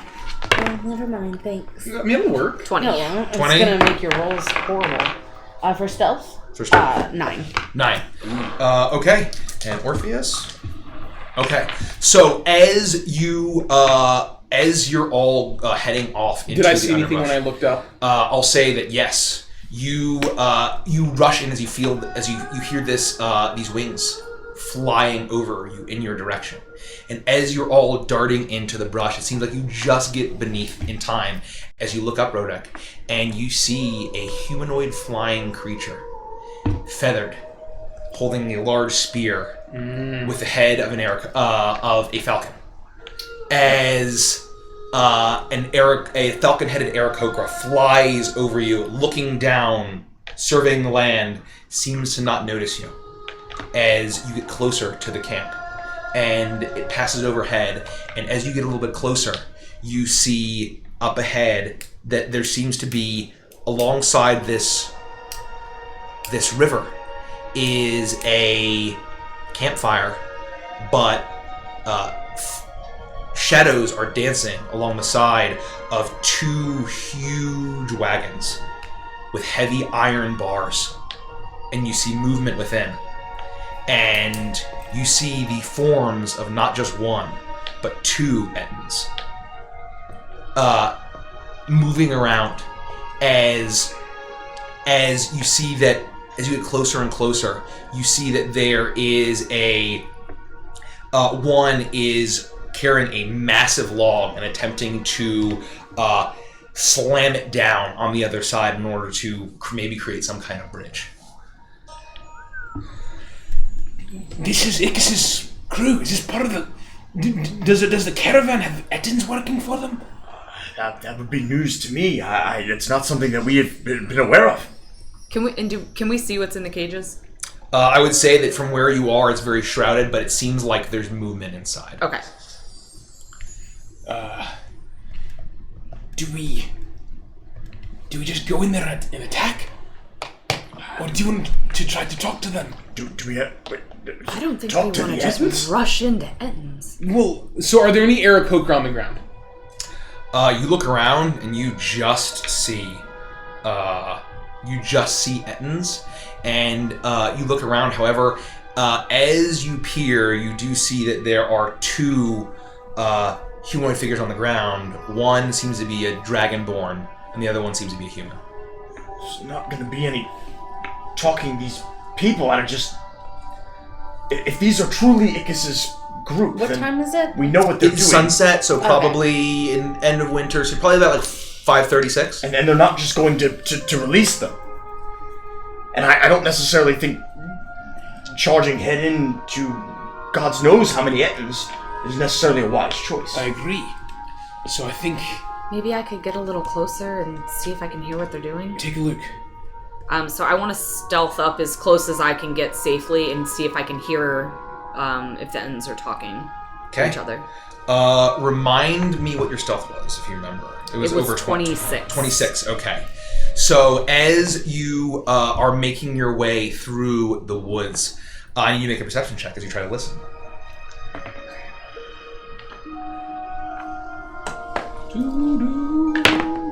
That's not very good. There's a twist of fate. We have 4 twist. Well, with the double proficiency, So, 7 plus 8 is 15. good job. Nailed it. Whoa, good. I'm graduating the Basic math is hard. So what was the number? Apologies. 13. 13. Oh, did you Wait. 4 plus 4 plus 3. Plus 7. plus 7? No, 4. 8 plus 7, so 4. Then a proficiency, So, 4 4, plus 8. 7. Yes. 15. So 15. Okay. Yes, you're right, Yes. 15. Team. Okay. As you make your way through, you get closer and closer, and you see that these large wagons are filled with huddled humanoids. Oh boy. In rags, hoods over their head, moving around. Some are moaning low. Some you kind of hear whimpers of pain. Some voices seem very gruff and masculine. Others sound higher pitched, like they're feminine voices. As you approach and you hear a voice call out that sounds like it's coming from the human head, as it says, "Aye, come on! What do we pay those hobgoblins for if you can't make a bridge out of a log?" And you hear the low guttural voice of the Etten as it's struggling to try to line up this huge log that it's holding to try to ford this river. As it's slamming it down and struggling, it seems to be stumbling a little bit. Occasionally, the weight of the log slips and it starts to fall. And two of the heads turn to two of the others of the other Etten as they're both attempting to make this makeshift bridge, but not very well. As they let out a few low growls in some language, which I'm not sure if you speak Giant. I do. Okay. That's part of the favored enemy. Okay, yeah, you do that, and so you hear low voices like, "Making bridge. Why we do this?" And you hear the other one turn and say, "It's like, they feed us man flesh. Make bridge." As they're attempting to write this bridge, and that's what you see. You see that, and as you get closer, you see that the Dragonborn that is standing is very silent. There's a long, a very sturdy bow on his back. A bow also seems to be on the back of the human as well. As you look, and this Dragonborn is green of scale. I'm going to... Oh, can I just look at the condition of the humans? I'll say from where you're at, it'd be very difficult. You just see kind of basically humanoid shapes in hoods, like little bags over their head, and like it's tough to tell from where you are. Okay. So I'm just going to slink back to the group. Okay. You slink back to the group. Well, they're definitely working for him. They said that they're feeding them human flesh. So I guess never stopped. Looks like no. I mean, I thought that was kind of obvious when he left town and broke all the rules. Well, I just don't understand how he's getting all these people to follow him. He's beady-eyed and weird. Well, because they're not following him. They're following, whoever their master is in Svarog, right? It's weird. well, they're getting paid by the Forge Master and Zini. Which is the Frida, obviously. Right, and that's a lot of gold. That Orpheus was telling us about. Whose sister we got freed. our wish from. So maybe she would help, but no, she's an Frida. She wouldn't help us. But when push comes to shove and we're trying to drive a knife through her sister's heart, we may make an ally there. Let's hope. But that is besides the point. We're going to go past Nziri. Oh. Yeah, probably not. Anyway, about this situation specifically, We're dead. we need to free those people. 2 Ettins, 1 Dragonborn, and 1 Aarakocra. And a human. And 1 human. Did 5 the enemies. Aarakocra land, or did they continue to It fly? continued to fly. You didn't see. Sorry, flew so overhead. the 2 humanoids that we I saw. can place. There's a dragonborn and a human. Yep. 2 Ettins. Yep. Humans in a cage, and an Aarakocra. Right, but the Aarakocra flew away. It sounds Was like he it's flying it's over you, scouting patrolling. around? So he's still there. So roughly 5 enemies by your count. 4 of us. 2 of them are rather large. I think we can take them. We kill the Violetins and knock the rest out. The Dragonborn and the human, we get what information we can. On either side there. All right, bad boys. if we can take care of the Ettins, then it shouldn't be an issue. And these they're supervising. So on either side of the fire or on either side On of the the bridge? wall. Yeah. So is the bridge done? Or So I would say, Annulin, you were able to see. It seems as if whatever bridge there had been very rickety, and it had collapsed or splintered for some reason. They're trying to get this bridge together. They're not doing very well. I think if we can knock them off course, if we can take down the 2 big ones, they're not going to be able to cross the river with that cart. Yeah, no problem. I agree. Well, I think we should wait for them to finish the bridge so that we can cross. Does the bridge cross the river that we need to cross at some point? Yes. Well, Forget then, that. I suppose we can lay in wait. Do we just wait until they're done and it looks sturdy enough and then we attack? I think that's fine. They'll be tired as well. Right. With a little luck. So They let's... seem pretty frustrated with it, so... Alright, just keep an eye out. So I think we'll just keep an eye out, and we want to hopefully let them finish like the bridge or something that, or get it to a point where we feel like we could cross it. Are the carts that we assume are human cages or humanoid cages, are they bigger than Ramby's cart? Much larger. Perfect. You get the sense that these would probably be pulled by Ettins. Okay. Yeah, I mean, I gathered that. I just didn't know if they were like... No, they're like wagons full of people, like large wagons. Okay. Like not just like the ram cart that you guys. So yeah, I think that our plan is to just let it get darker and wait until they're finished this, mostly finish this bridge, and then we'll try to strike. Okay. So, as you wait and you watch, and it probably takes another half hour for them to finally slide the log in so it wedges, and it's firmly on there. As you hear, Annulin, you're able to hear Giant, and whoever else can speak Giant. Not this guy. Here's like, finally! Eat soon! Yes, eat soon! And both of them kind of walk out and test it. They kind of stomp on it a little bit to make sure it's fine. And you hear the same voice call like, "Oh, it's about fucking time! Let's get a move on! We're gonna get quite a lashing when we're late."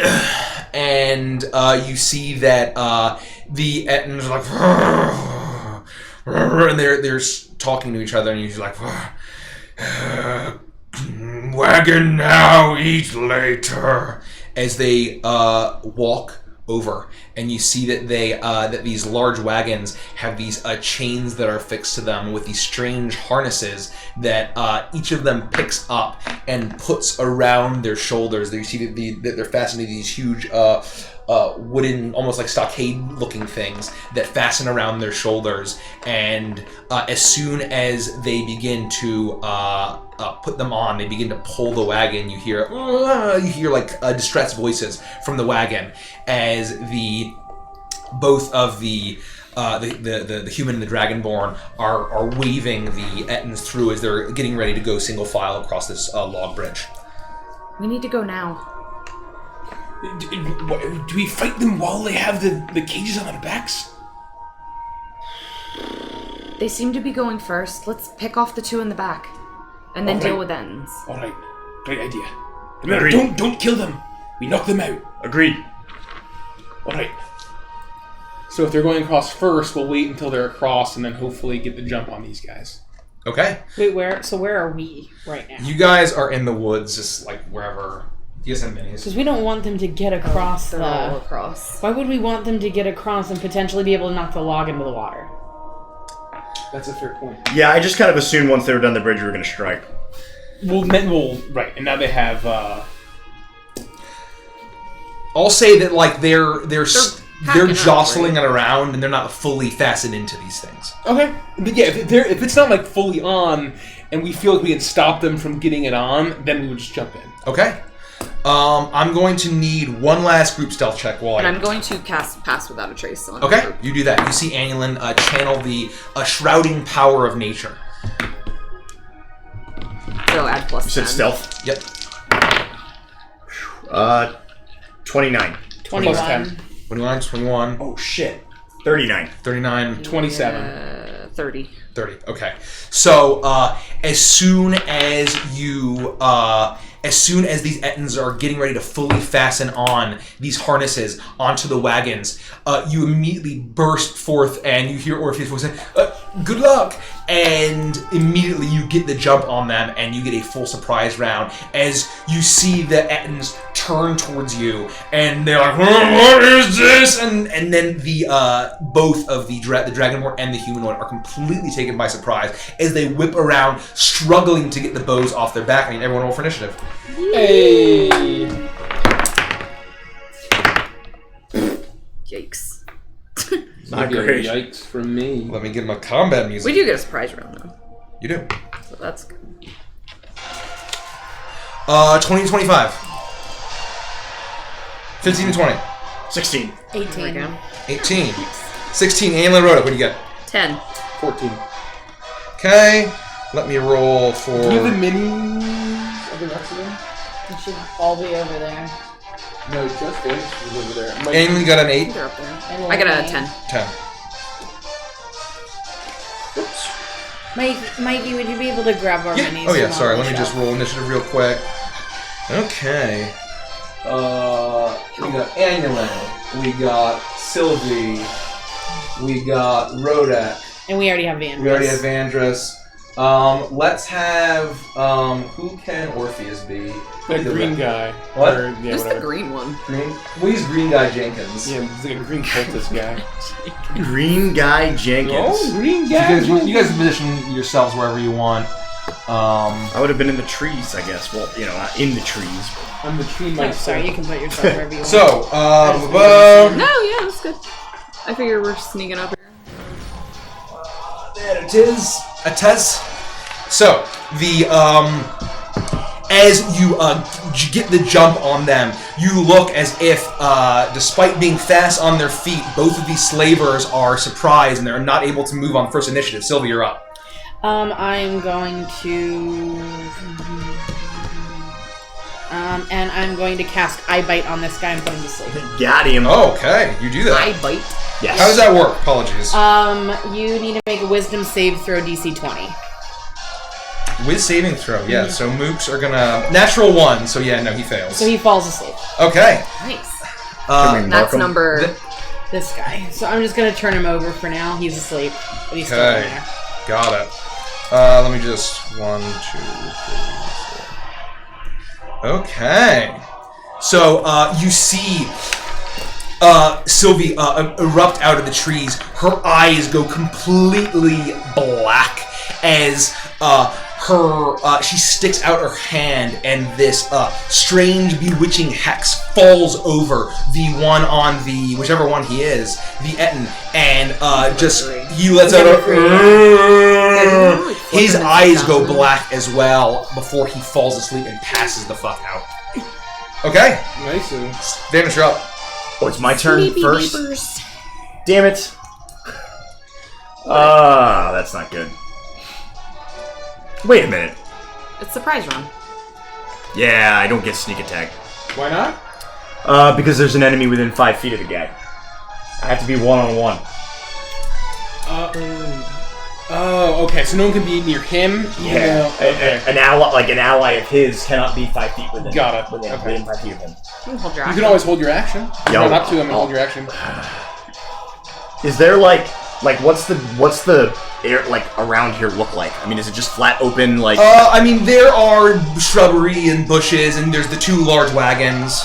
I guess what I would try to do is like get closer and still just hide. Okay, yeah. So you run over into the bush and you hide. Make a stealth check, please. 19 plus 13 is going to be 32. 32. Okay. Plus 10, I guess, if I still pass without trace. Yeah, you do. And so you 42. disappear into the bush. Rodek, you're up. I'm just gonna run straight up to this fucker here. And I am going to cast Shield of Faith. Moradin, protect me. And let me cast that. Okay. And then I will attack thrice. You hear the clanging of a hammer on an anvil as a orange glow washes over you. You know what? I'm gonna make it a precision attack to see if I can fucking hit this guy. I'm guessing the AC is. Oh boy. 13. 13 barely hits. Wow. I'll just roll all the attacks. Okay. 22. 22. Okay. So 2, 4, 6. Good night. Good night. Oh, that's a couple rerolls. Reroll all but one. Oh, is it 2 1s and 2s? 1s and 2s. Damn. So 6, 39, 10, 11, 12, 13, 14, 15, 16, 17, 18, 21, 22. The boom. 31 damage. 31 damage. So you run up with Crocodile Cleaver, and this Etten is looking at you, and it's trying to drop. 34 damage, sorry. 34 damage. On number 3? On number 4. As it drops its harness, it lands with a loud clatter and rattling as you hear worried voices echoing through the wagon, and you run up, you hack into it, you slice its knee, and both of the heads are slavering down at you. You tore into it, and you're up. I'm going to cast Hunter's Mark. Okay. On this guy. Okay. I don't know what he is, number 3. Yeah. And fire 2 arrows at him. Okay.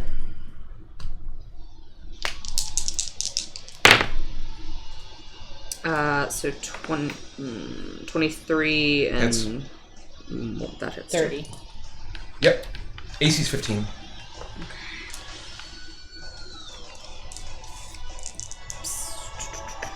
Sorry, hold on. I'm remembering how to play now. Oh, with the surprise round, would we have automatically had advantage on the attack roll? Or no? No, they just don't. We just get to go first. It's a surprise state. Got it. Yeah. Okay, so that would be 8 plus 6, so 14. That would have been okay to go. It's been a while since we've done combat. Oh, that's terrible. Pretty how to play my character. 8, 16, 17, 18. So 18 and 14. 18, 14, so that is 30... You can turn the music. 32. Yeah. That's right. 32 points on number... Which number, guy? 3? 3 of the little one. 3? Okay. You fire both of your arrows. As he's trying to get his own bow off, they hit him in the back. He spits up blood. And with that, it is... so that's the end of the combat. It is the Etten's turn now. And how does iBite work? He's asleep. Okay, so he just... He doesn't get a save at the end of the Okay, turn. there you go. Dang. So the other one is just... You see a large bit of drool pouring out If of they're his smart mouth. enough, they can think they have to use their action to wake one of the other ones These up. these are... I don't think the other Etten would be smart enough to wake his friend up. The You- cultist Might, might. yeah. He's gonna look and say, "Wake up! What are you doing?" And he's gonna turn. He grabs a huge club and is just gonna try to swing it down on you. Thank goodness for new armor. Exactly There's a club in one hand, and then there's a large, roughly crafted axe in the other. And he's just gonna. Both attacks are gonna be on you, Rodak. It's gonna hit. Both are gonna hit. Wow, what'd they roll? 24 and 23. 23 misses. 23 misses? What's your AC? 24. Wow, okay, so one hits. I forgot you had Shield of Fate. Is that a bonus action? Yep. Yep. Yep. That's just fine. Yep. That's just fine. So the Incoming. the club hits you. It smashes down onto you. You manage to dodge the axe, and that is going to be a hot 16 points of bludgeoning damage. That ain't no joke. And it smashes down onto you. Other guy is fucking asleep, so he's just snoozing. And yeah, that's it. Sylvia, you're up. I am then going to turn to number 2, and I'm going to put that to sleep. Oh, you do that. It's a DC 20 Wisdom save. Yeah, It's a 10. he fails. Okay, he collapses to the ground asleep. No, number 2. Oh, that guy. Yeah. Oh. So you see him as he's going, he's like, "Oh, what's this?" As the Dragonborn, this green Dragonborn, is pulling the bow off. He's like, and you see Sylvie's eyes are inky. She's had crying black tears as it looks Her horrifying. arms are out. She's just like, Oh, Jesus. Yep. yeah, And that's it's awful. It's horrific. It's completely horrible as this horrible hex washes over and he loses consciousness. And you've actually seen this ability before. I can only do this once a day. This is my Mystic Arcanum. You've seen this ability once before, and Mother Mavis used it on you on the mountaintop battle with the Coven of Whispers. Man, a lot of throwbacks to the first arc, ladies and gentlemen. Yeah. Hopefully we'll have the summary video. It's like poetry, it rhymes. Vandus, you're up. I forgot to deliver my snappy one-liner to Orpheus before I hid in the bushes, so I'm going to do it. I'm still listening! I would have said, alright, Orpheus, school's in session. Watch and learn, and don't die, as I would have hit. And now I'm going to jump out of the bush and attack the Etna. I'm gonna hide the bush! So as I jump out of the bush, I'm going to say, use my bonus action to say, for Edward, and go in for an attack. You say that, and your voice emanates out as the whole the ravine is emanating in blue light. Now do I have advantage on the attack roll after being hidden? Yes, you're unseen. Hello, Canadian Warlord. I'm going to use my Elven Accuracy to reroll one of the dice. Hey. Yeah. So that would be a 13. 21. Yep. Hits. As the flaming blue rapier and that ghastly light 12. ignites 17, and 18, Vanish 19, runs forward. 19 plus 7 is 26. Plus Nice. 9 is 35. Plus 6 is 41 points of damage. 41 points of damage. Yep. As he lets both heads let out a roar as it stabs in, the blue fire singeing its flesh. The smell is absolutely putrid. You thought the smell of the Etten was bad. This Etten with its flesh burning is even worse. And then I'm going to step back 10 feet. Okay, you do that. Ha-ha! You're up. Me? Yeah. Who spelled Vandris' name wrong on those initiative cards? Unbelievable. He Unbelievable. looks away in shame. Vandrice. So 9. Like So we that keep is a forgetting. 29. I'm like, I'll make my second attack a power attack. Let's see Okay. what happens. That hits. And then we'll do a third power attack. Let's see what happens. A natural 1. Add it to the die. yes. So How about those? The both of the blues dice We gotta glow give those a as jingle you guess. jangle when we're done with this. and he takes a D4 of damage and make a con saving throw. Oh, sorry. I'll tell you how much damage he takes. Oh yeah. He takes 1 damage and he makes a con saving throw. Okay. He fails. Okay, cool. So now he has 2 stacks of wounds. Okay. This is what? 11, 12, 13, 14, 15, 16, 17, 18, 19, 20, 21, 22, 8, 38 damage. 38. Okay, 38. Jesus Christ.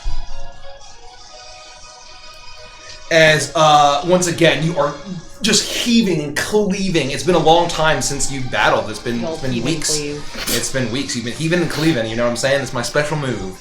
As you're slicing into this Etten, who's burning with Edward's final chapter, as you continually hear the scared voices whispering and yelping out as this battle continues. And you're up. I'm going to fire 1 arrow at number 3 and just kind of aim for the leg. I want to try to knock him down, not kill him. Okay.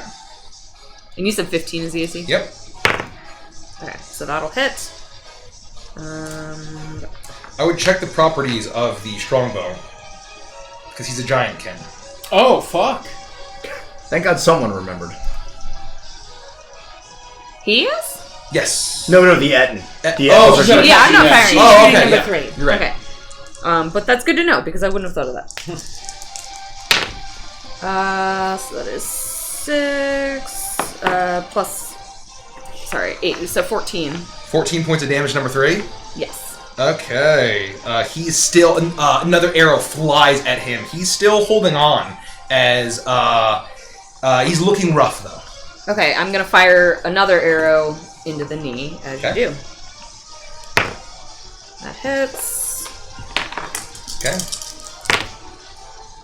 Okay, that is 8, 16, 17, 23. 23. You fire one more arrow. It pierces into his other knee.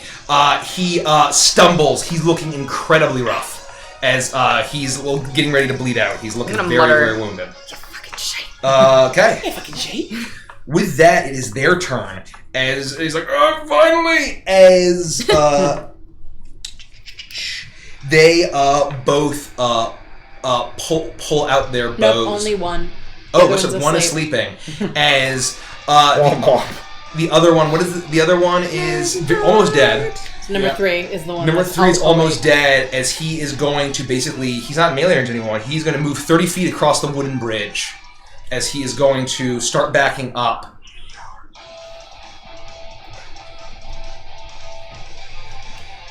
Okay, 30 feet, and he is going to fire 3 times. We're gonna say all three at Annulin, because she is the one firing into him. And 2 will hit. What's your AC? 19. 19. So yeah, that'll hit. So 2 of the arrows will pierce into you. Wow. Not a whole lot. 6. 14 points of piercing damage. As suddenly, as he starts to limp away, one is asleep. You hear the rustling and the whistling of arrows as a volley starts to come directly towards you. As you see 4 more of these caravan enforcers.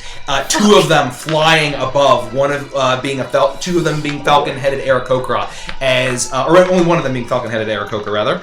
As 3 from the other side of the encampment are appearing. So could you put 3 of them over there? So it's an alligator. Oh, I see. It's an alligator head. Like a little. And then 1 is going to be flying in the air about is actually right over here. Oh, like behind me. 40 feet up. Yo, boy. Okay. And so 1 is going to lob 3 into you, Sylvie. What's your AC? Wow. It is 16. Only 1 is going to hit. I'm going to cast Shield from Flora's Dying Embrace. Yep. That absolutely misses. That brings it 21, right? Or more. Shield. Yeah, that's important. It takes it to 21. 21. It was a 20. Oh, as it fires, you see Sylvie grab the doll, and the shimmering kind of same blue light merges around her and blocks the arrow. And then 3 are going to be down on you, Vanders. They're all disadvantaged. Yes. Unless the first one hits. 1 is going to be a natural 20, but the other one is still going to be a 24. As the arrow flies in. I'm going to uncanny dodge the natural 20. No, that was disadvantage. So it would have been a natural 20 with disadvantage. So it still hits with 24. I'll still uncanny dodge. So that is 9 points of piercing damage as it flies in. And then the other 2 shots are going to be taken at you, and that is going to be one is going to be a 19, hits, and the other is going to miss. So this is going to be 8 points of piercing damage. All right. As that is the Aarakocra that flies in. The other 2 are going. 3 are going to be fired at you, Rodek. What's your AC? 24. Jesus fucking Christ! 1 still hits. 8 points of piercing damage.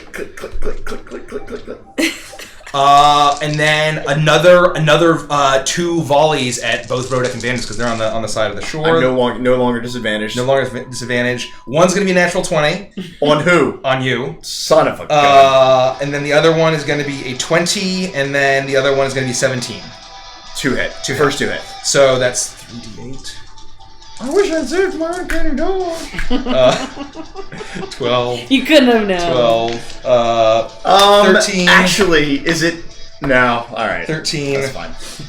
Plus. I always forget I can use a lucky die. Oh, man. Yes. Yeah. Yes. 13.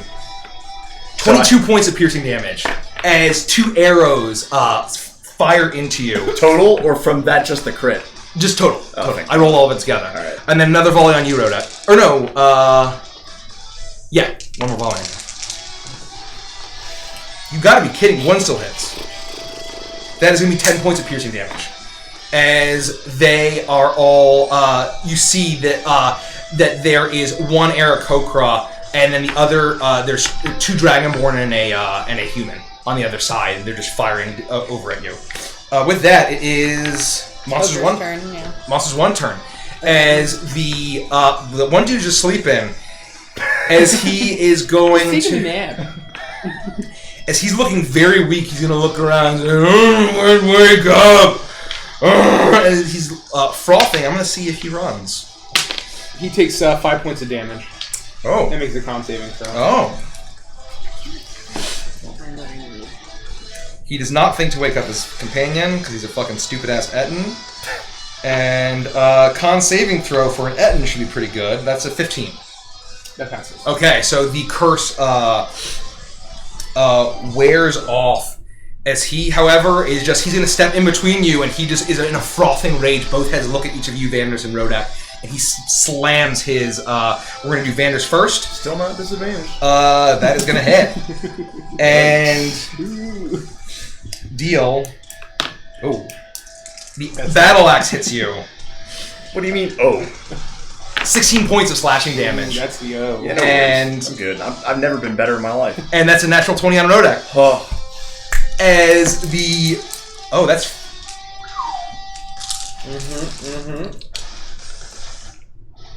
6. Man, I should remember the lucky die. 8. 15. 19 points of bludgeoning damage. And it smashes down on you as he's in a frothing rage. Sylvia, you're up. I'm gonna move forward. And I am going to cast sleep on the other Etten. Okay. Wisdom saving throw of 20. I got a natural 20. Wow. It's not minus, so it's exactly 20. Okay. So he passes. So you see Sylvie's arms back and something, and the just how viciously frothing he is. He manages to just resist barely. Holy fuck! That's the only way I could have passed that was a natural 20. Yeah. Vanders, you're up. That is so I'm going to just attack the Etten with my flaming sword. 13. 13 hits, barely. Boy. That was a close one. Oh, shit. That's going to be 12, plus 9 is going to be 21, plus 3 is going to be 24, plus 3 is going to be 26, plus 8 is going to be 34, plus 6 is going to be 40 exactly. 40 exactly.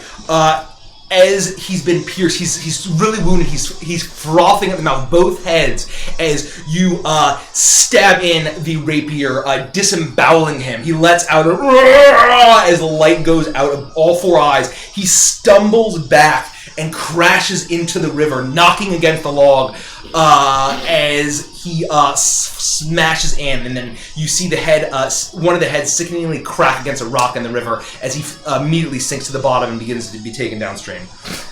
Okay, Rodek, you're up. I am going to... Sorry, do I see this guy? Yeah, he's.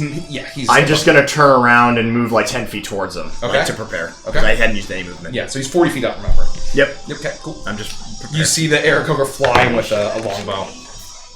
I'm going to bonus action tap the boar on my belt. Oh. And 1.5. What was I? I was here? Yeah, 1.5. 2.5, 4, 5. I'm going to, with my first attack, attempt to knock this guy out. Okay. Oh, he's a precision die. Not rolling well. That is a 15 16 hits. So, I don't know if that knocks him out, but I'm going to do He's very wounded. 14 damage. Yeah, no, he is very wounded. Both of his knees are shot out. He's basically hobbling across this log, and you take the back of your sword and you smash him on the head. He collapses onto the log, and I'm gonna see he's gonna start to slide, maybe in the river. And he begins to slide. Are you gonna grab? Can I make a reaction or something to grab him? I would say make a acrobatics or athletics check. Let's do old athletics here. That's pretty good. That's good. That is a 22. 22. You effortlessly grab him and Can I just pull move his over unconscious one body. Yep, and Yeah, you let's move over there. throw him onto the log with that check. Okay. Not yet. Okay, and then can I continue my turn? Yeah. Okay, so I'm going to those 5, 6, 7.5, 9, 10, 11. They are up in the air, though. Nope. No, Only just there. this guy. Oh! I am didn't know going to go in for an attack on number 5 here. Okay. I'll use a precision die because I want to hit this guy. That hits. Roll that. 9. 15 damage on number 5. Okay. You slice into him, and it's And I'll make tearing it a through his menacing armor. attack. He needs to make a whiz saving throw. With saving throw. Natural 1. Okay, so Plug, he yeah. fails. He's afraid. Now I'm going to attack number 4. He looks at you. He's very terrified. This one that you're hitting, you actually recognize. I need to add some more damage to that. 10 more damage. 10 more damage. 5. Wow. Okay. This one that you're attacking now. Actually, you recognize one day at the True Blue Rue next to you all. Oh no! And just you recognize the face. Shouldn't have fallen in with a bad crowd. Hold on. Let's make sure I'm keeping track of all. Hold on. There we go. So that's an 18 to hit. So that hits. I'm going to make this one a menacing attack as well. Yep. So he needs to make a whiz saving throw. Jesus Christ. 11. So that fails. So they're both afraid. Okay. 5, 6, 7, 8, 9, 10, 11, 12, 13, 14, 15. So 21 damage to number 4. Okay. Rodek is. You feel the power of the same ghostly glow around his belt glows as you sprint forward, channeling the power of Alphonse's father, and you slice into one. And just the sheer power of each one, they see their friend get knocked out. They are both horrified of you. Your anger, this angry dwarf coming after him. Daniel, you're up. I'm gonna transfer my hunter's mark to. Is it a 6 or a 5? 6? A 6. Okay, 6. And then I'm going to volley off of number 4. Okay. Which is that guy. 17. Hits. DC is 15. Okay. Okay. So I'm gonna roll damage for that guy first because he's damaged. Okay. So 15, 21. To number Whatever's under the Oh, sorry. Scully. 5. Scully boy. 21. Okay. I'll just put a skull next to him. Okay. Okay. And So that we know that they're feared. 15 damage to number 4. Okay. And then 18 damage to the first one. 6. 6. I had a 18. No, it's not. And then you stick up your longbow and you fire 3 arrows quickly. They all sail down. They all hit their mark. As they're all groaning, trying to reach for more arrows out of their back. It's not just putting them to sleep. Oh, really? They shit themselves too. I They would never tell you about that in this It would be an Evangelist game if someone didn't shit They their never pants. tell you. I wouldn't be surprised. They all shit themselves. Alright, that's it. Okay. Shit. If you want to remember a better time, go watch clips from season 1 with Ned and Robert. Good shit. As soon as you are amongst them, the two that are afraid are just going to... All of them are going to back up 30 feet away from you. They're off the map. Are those attacks of opportunity then? One of them will be. If you'd like to. Yeah, which one's looking more wounded? Can I get a sense of that? Yeah, you can. 5. I'll take a crack at that guy. Let's make it a power attack. Okay. Fuck it. Non-lethal, of course. 19. Yep. So 6, 9, 15, 25 damage. And he tries to run away, and you once again grab the back of your sword and you smash him on the head. As he's stumbling away, he gets knocked unconscious. And however, the other two manage to get back far enough away. You can put him like diagonally 30 feet away, just so we can keep him on the map. Oh, like that guy? Yeah. Okay, yeah. I think that's fine. And then they are both, and the other guy's going to move 30 feet away, and that's going to be 6. Disadvantage if he's afraid, right? That guy's not afraid, right? He's just no, that guy's not Hunter's afraid. mark. No, but He's Mikey gonna wants move him moved away. Oh, that's what I thought. Okay. So... That guy is going to hit only 1. Wow. 5 points of piercing damage. 2. To Rodek. And then the other one is going to shoot Rodek as well. That's going to miss. Miss. Fucking Christ. Miss. Okay. He's so afraid he's trembling as he's like, just die. And the Aarakocra is going to fly back. He's going to fly at 10 feet, so he's 50 feet in the air. And he is going to fire... his first attack is going to be on you, Vandrus. Okay, now it's disadvantaged. Disadvantaged. Disadvantage is going to be a 18. I'll use my uncanny dodge. Okay. That is going to be a hot 9 points of piercing. And then the other two are going to lob into you. One's going to miss. The other is definitely going to hit. And that is going to be 9 points of piercing again. And with that, it is Etton's turn. Sleeping and dead. Sylvie. I'm going to fly up on my broom 60 feet in the air, and I'm going to cast a sleep on the Aarakocra that's flying. Okay. You do that. You see right here? Just go up. Yep. That way he's in 60 feet range of me. Wisdom. I don't think he's going to hit it. 20. No, +1, 18. Funny. 20. He's asleep. So, you see his eyes are still inky. Her eyes are still inky black as she rides up on the broom, and the hex falls over him, and he falls 50 feet. So he will wake up upon taking this damage, but he'll be at Vandrus's feet now and damaged. I was gonna ask what happens if you fall 40 feet from the sky, because I was gonna fly up and tackle him. You take prone damage. But like, how much is it? It's 1d6 for every 10 feet. It's kind of bullshit, but it's not a whole lot. Okay. So you hear aloud the wings slump forward around this falcon-headed Aarakocra as he drops his bow. And it lands, and this Aarakocra slams into the ground, taking 14. Spine just shatters above him. And he falls onto the ground. You know, he's got light bones, so it hits him, does damage. As the impact wakes him up, as he looks at you, but he is prone on the ground, looking up at you with your flaming rapier. Without a bow. Without a bow, no weapon. It's directly next to him. But yeah. No, that's my turn. It's your turn. Okay, so seeing the Aarakocra hit the ground, like, completely unexpected. Ah! I'm just gonna stab him. So what happens when he's prone? You get advantage. Fuck yeah. And with Elven accuracy, I'm gonna reroll one of the dice. And it'll be a 28. Yeah. He's fucked. This is much better than my plan.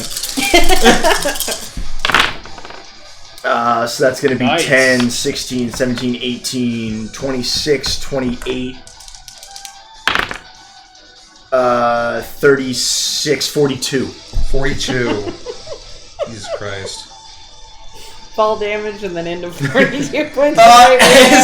His whole body is cast in this blue light as you stab. It's like and blood just splurts up all over you from his beak as his feathers are singed. And he's looking very rough. Blood is pouring out of him. His bones are broken. He is fucked. Rodak, you're up. That makes me so happy. Me too. That was much better than my plan. Much better. I am going to run up. So hold on. So just make sure that I 3. So I'm at 4.5. I'm going to power attack this guy here. Okay.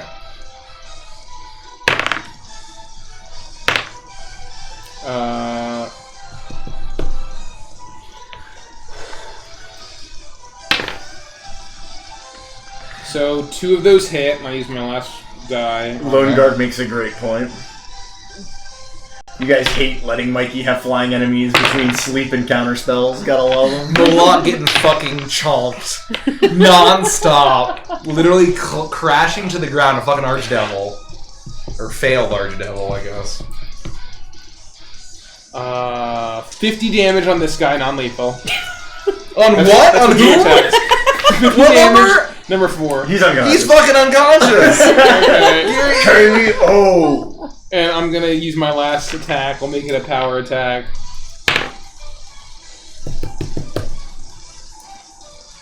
$14 misses, right? Yep. Damn. Let anyone finish it off. Okay. He'll die. How many do we need? This one is the only one that is not feared, that is not unconscious, is not on the fucking ground, and he's looking around trying to get the fuck out. Marked for death. With that, it's anyone's turn. I'm gonna... He's gonna whip around here. I don't even think I really need to move, but I'll just move just up to let the him- riverside just let and it rip. I'll fire a couple Uras. Couple errors. Couple Uras. Kill you. Both of those should still hit, because I think I need a 3 minimum. They do. Okay. First one...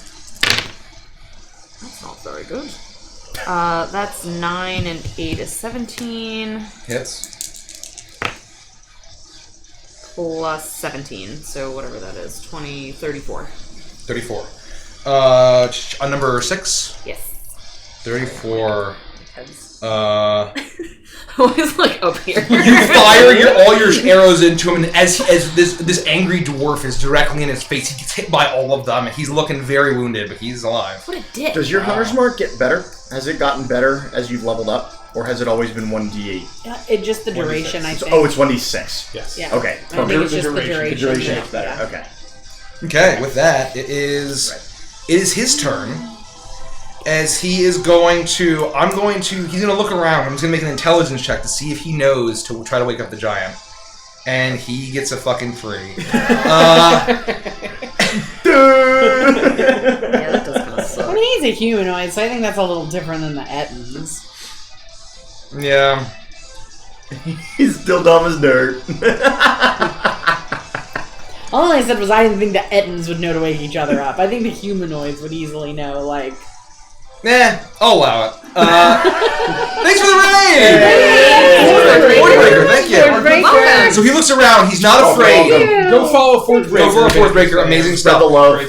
The party is attacking slavers that have 2 Ettins who are just getting totally just destroyed. Raffle stomped. Raffle stomped. And so he's going to look around and he's not sure what to do with you, but he's going to say, "Wake up, you stupid Ettin!" And he's going to fire an arrow. At disadvantage because he's prone. But into the Ettin. Into the Ettin. Wow. And he's going to miss because he's prone and flies over. Looks like he's going to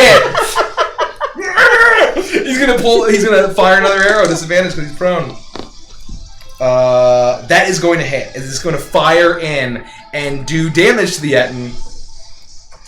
Wow. Max damage. As it fires in, you finally both heads, the eyes open. Pointy thing! He's gonna cartoon grab his behind and fly into the air. 7. He's still prone. He is prone, yep. Still And then prone. with that, he is going to... So is this guy awake then? No, he's asleep. So who... Was it this dude? That guy. That guy, the Ettin. And he's going to just back up Rodak and just try to run away from you. Got it. 30 feet. Let's opportunity this mofo here. They're gonna try to get a better shot on you. KO. That hits. Is this number 6? 452 damage. Yeah, number 6 is the last one over there. 9. It's more than 18. 15 damage. Oh wow! Rough. As you slice into him, it's looking very rough as he's limping away. He's still barely hanging on as he pulls out an arrow to hit you, and that is going to be a 23. Is that hit? Misses? Mm-hmm. Ah. So yeah, you hear the clanging of a hammer on an anvil as the glowing orange light blocks it effortlessly. God damn it! And with that, So he goes 30 feet. yeah. And with that, the Aarakocra is going to stand up. And he's going to try to back away from. Yeah, good fucking luck. He's going to try to back away and fire into you. When was my where's the turn order right now? Right there. I've already used my reaction What did you use your What are you action using on? for? to uncanny dodge. That was last round.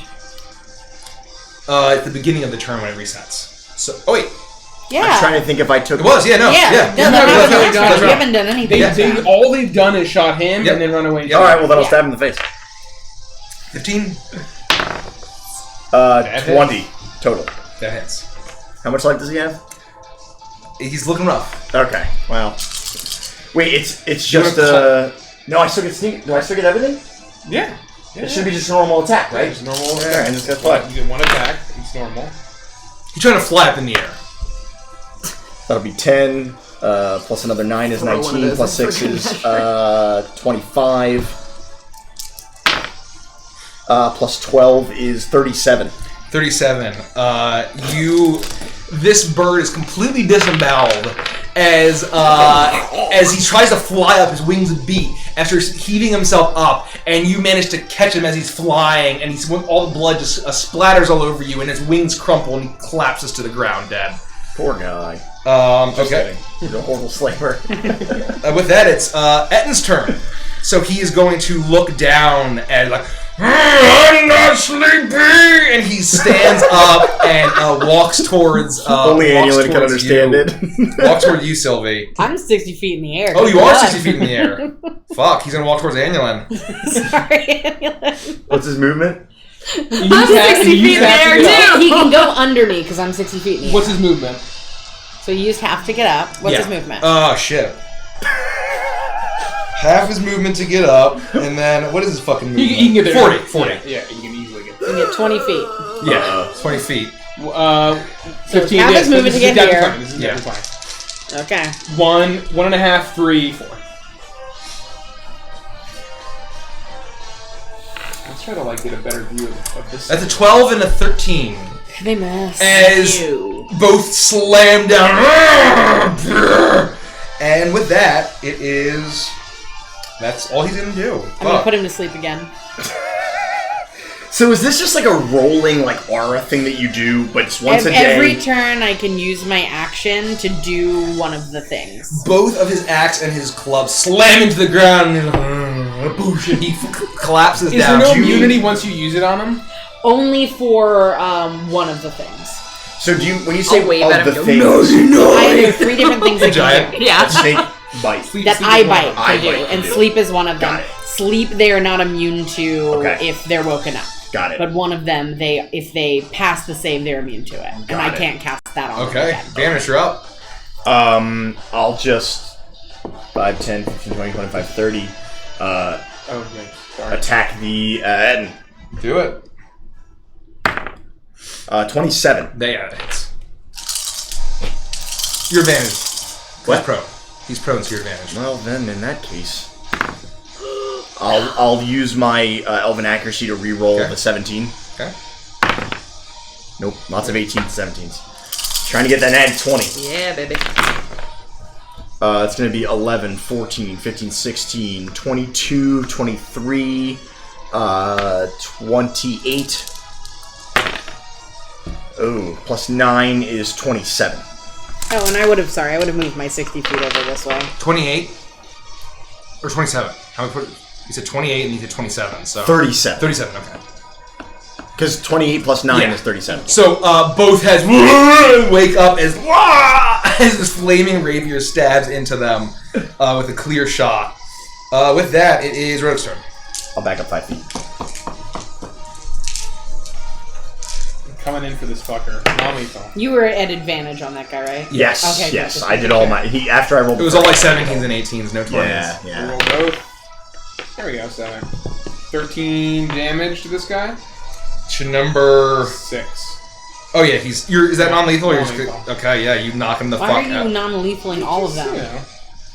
Just in case. Because he's Rodek. Just in case one has more information that the others don't. What? He's the most cautious son of a gun in Evantress. Okay, Hold you on, knock him out. Hold on. I am going... Oh, no one's in range. He's like, Baba Yaga, help me. I swear to Baba Yaga. Mother! Okay, I'm done.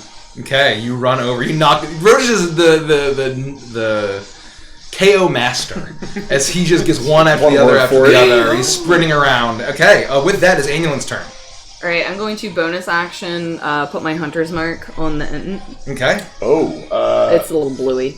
And I'm going to continue to talk to him in Giant and say, "You're a real double bagger, huh?" I'm going to fire 2 arrows at him. Okay. Pretty good. Welcome That to was Death Slayer. Welcome, Death Slayer. the greatest. That was amazing. I hope that we get an entire arc of her speaking nothing but giant to I'm ready. And like being completely vulgar to all of them. As you say that and you fire 2 arrows at this prone Eton, you hear a "oh" from Orpheus in the woods. Does he speak? So remember, you're at You seem advantage. to understand Because that. he's prone. He's prone. Okay. Oh no, you're God. disadvantaged. He probably knows Because he's Oh. prone. 19 languages like Felix. So you have to take the 4. What's his AC? His AC is 13. Okay, you hit him. 16. Yeah. You Wow. have to get a natural 1 to miss, I think. Nice. Oh, it would have been a 20. natural 20. Okay. But 2 hit. I would double check the properties of the strongbow because he is a giant. I don't have the properties because I just it have is, like it the is normal giant shit. slayer. It is. So I'll check for you. Yeah. Yeah. So if you would. What does that mean? Do you know? We're gonna find out. I believe it does maybe additional damage, and they have to make a saving throw where they get knocked prone. He's already prone. That's why. Yeah. So. But that's gonna come in Additional, handy. yes. Yeah, I It's a had the +1 damage. When you hit a giant with it, the giant takes an extra 2d6 damage. And they must succeed on a DC 15 strength saving throw or fall prone. So both of those hits do an additional 2d6.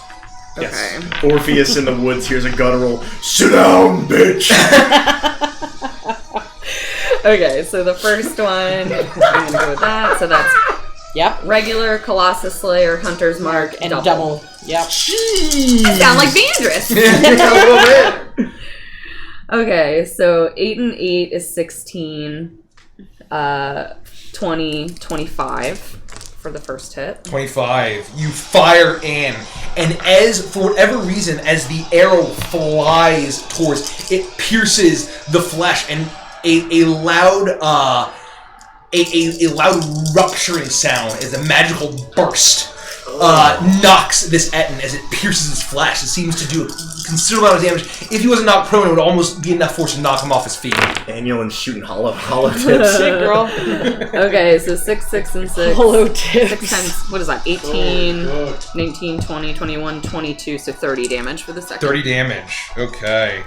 As these both of them, push, and you see the him getting dragged in the dirt as he gets knocked, almost as if he's getting punched by a giant fist in the stomach. As you can almost see around the arrows, as soon as it makes contact, the swirling shape around the arrows is too fast to make out. As it just fired point blank range, and and he stumbles backward, bleeding out, very, very wounded. The other guys are all gone. He's gonna stand up, and he is going to heave himself. And after feeling the force of the arrows fired from that bow, he's gonna look at the bow and turn it off. And he's gonna both on you. Da-da-da. One is gonna definitely hit. The other is going to be a How is he looking? Is he 17. looking pretty rough? Very rough. Okay. 17. Okay. Does that hit? So misses. So one hits. One hits. The club hits you for a total of not much. 12 points of bludgeoning damage. Old shit. And he is going to turn around and book it 40 feet. And he's going to turn around and just start booking it into the woods 40 feet that way, away from Orpheus, towards Nikki, the player. This direction? Yep. Me, the player. Yeah, Nikki, the player. 10, 25, sorry, 15, 20, 25, 30, 35, 40. Not die for humanoid! And runs away. Okay. With that, you can attack opportunity if you care to take it. Do I? And you basically pull your scimitar out with a Oh, it has to be. melee. I didn't know that. Yeah. Or you could do an improvise with your bow. Oh yeah, you could. You definitely Because I'm not jab sure right in the eye. because with Yeah, you'd have to drop your bow, probably. And don't do that, it's too pretty. So I can jab him with the bow. What would the damage be on that? 1d4. It does. It wouldn't. It would have to be the ranged attack to get the extra shit though. Yeah, I think so. Yeah, because you're just smacking him with the side of it. You're not like actually using the bow. He could be really weak though. Okay. So A natural don't one. hit. Oh wow. So the force of the club Never knocks used you it this back way. enough But he's at a as he natural starts to one on stumble away. Sylvia, you're up. Yes, it is.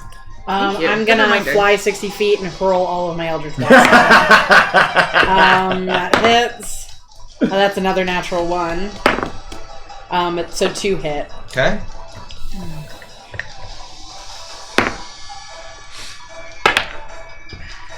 14 points of damage. You got robbed of that 9. 2 of the arcs of the Eldritch Blast. One smacks into a tree that he managed to dive behind. But the other 3 hit as he gets hit in the back, covered in sword, axe, arrow wounds. With that, it is Vander's turn. I'm going to use my bonus action to dash. Okay? You 10, sprint 15, 20, forward. 25, 30, 35, 40, 45, 50, 55, 60, get right in front of him and stab him in the face. Okay, you do that. 17. 17 hits, yeah. 13 is their AC. 7, 8, 9, 10, plus 8 is 18, plus 6 is, plus 18 plus 6 is 24, plus 16 is going to be 40. 40, how would you like to do this? Thinking he has gotten away, I'm going to dash in front of him and be like, not so fast, and just like literally stab him in the throat. And Which one? Oh, shit. You're right. Which Slice one? both their throats at the same time. If I'm precise enough, I'm gonna use This is how do you wanna do this, so? use the rapier to do exactly what Nikki said and just draw the rapier across their throats. Okay, so Because I'm assuming he's I'm very really looking for like assuming Zoro he's style. he's very weak, so I'm assuming it'll be enough. To just So the Etten is trundling, sprinting through the woods, knocking over, smashing some smaller trees. We made it! And suddenly it blurs as a flash of blue light, and Vander spins around like fucking Levi. Spins around in one slashing motion with a flash of blue fire. Please don't ever make them cute ever again. Well, I can't because they're dead. I can't because they had a rough life. Oh, Damn it, Mike! As he does a V for Vandrus. slice one down and then up, and blood spills everywhere. But soon the wounds are cauterized by blue flame. I don't know. It's been 4 years. And That's the first we thought of that. it collapses onto the ground dead, and quiet returns. So we're out of combat? Yeah. I'm gonna fly over, I'm gonna hurl 3 Eldritch Blasts at those 3 KOs right in front of my face. Okay. You do that. Disadvantage. Oh, because they're prone. Yeah, the first one hits. 15. So, I mean, they're unconscious, so... Dead. Yeah, no, if they hit, it's dead. So that one's done. Oh, because they're like So at 1 HP. Yeah, the 0 HP. So, 16. Yeah. Rodek's hopes and dreams are Yeah, the other one's dead. dying in front of him, literally. So, Better like Sylvie flies up and 3 blasts. They're just. I'm then gonna totally fly knocked out. over and I'm gonna start tying up this guy. and I'm gonna fire my blast at that one. No! Yes, I am. And that one's gonna miss for the first blast. And that one's dead. This guy's still unconscious. Oh, okay. Completely reasonable. Well, I tried. I'm not surprised Sylvie would do this. I want to shout. Why would we have 5 cultists potentially alive that could fuck shit up? Why? I just want to shout. Nikki knows the DM stress. Like, oh god, do I have to have characterization for 5 fucking no's? I appreciate it. I just want to shout for Orpheus and tell him it's safe to come out. What are you gonna say?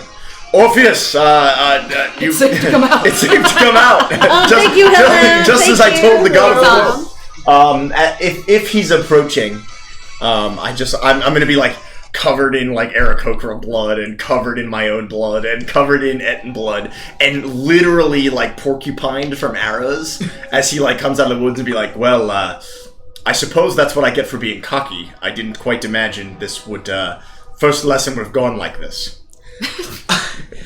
Orpheus steps out and he's like, he looks around, surveys it, and not bad. I'm impressed. Your father's armor did me pretty well, and I'm like snapping the arrows that are like stuck into the studded leather. Jesus. Well, at least it's in good hands. And you see that the 2 large wagons filled with huddled shapes begin to kind of shift around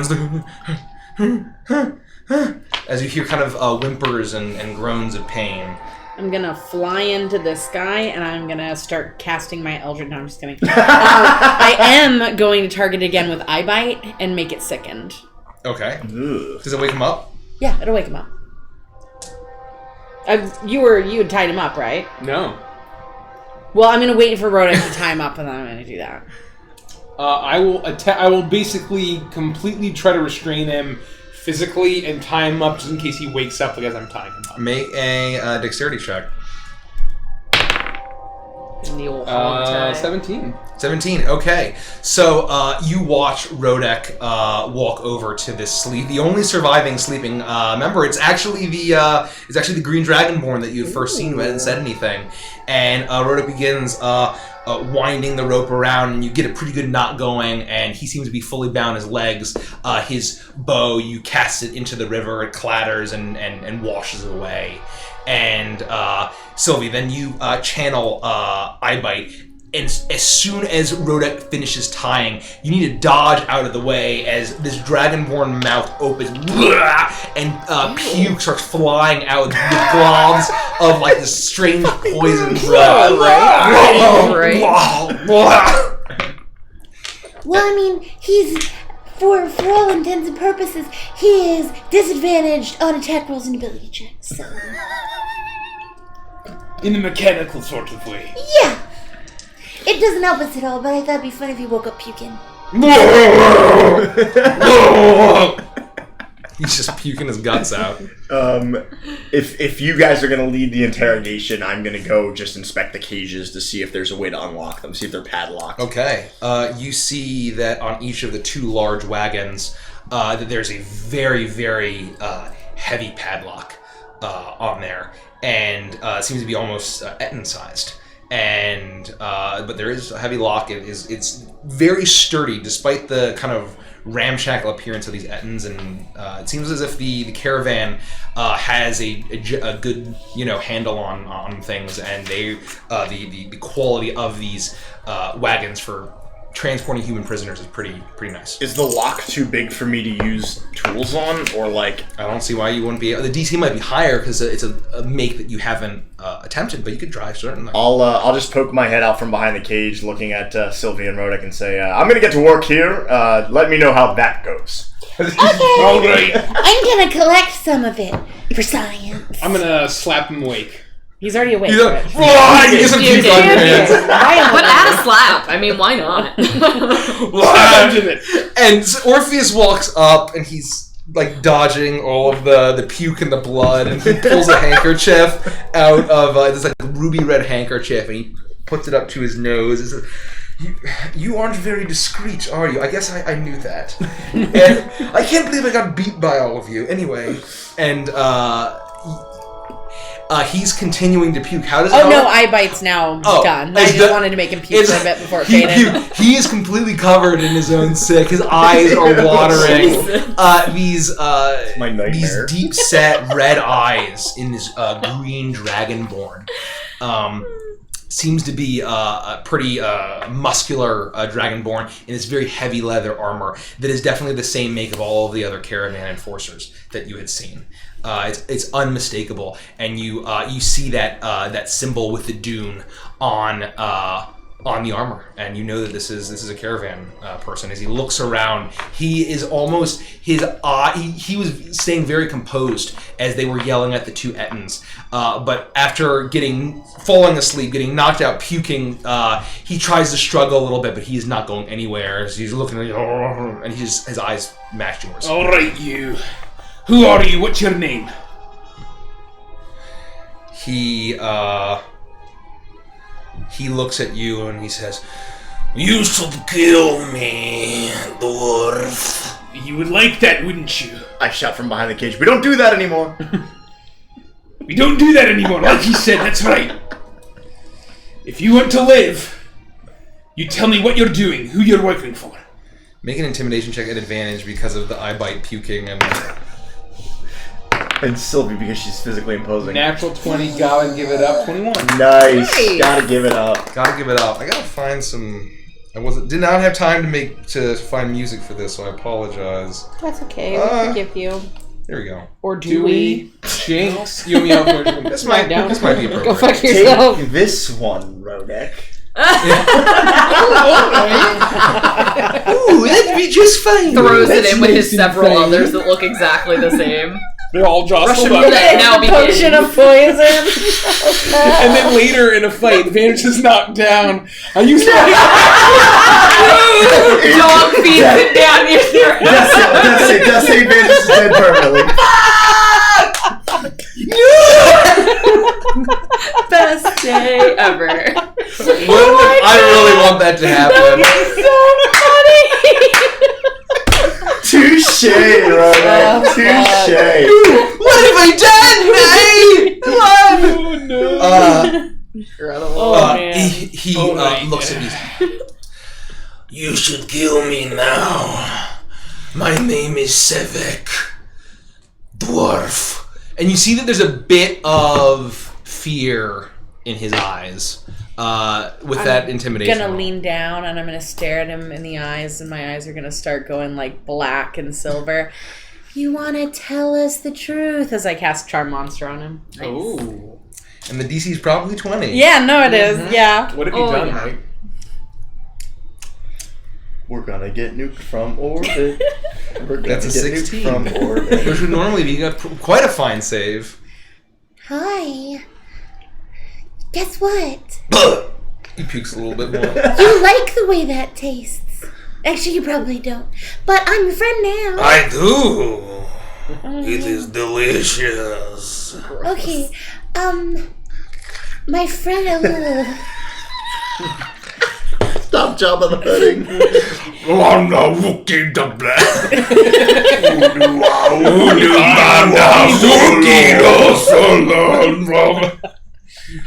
New NPC.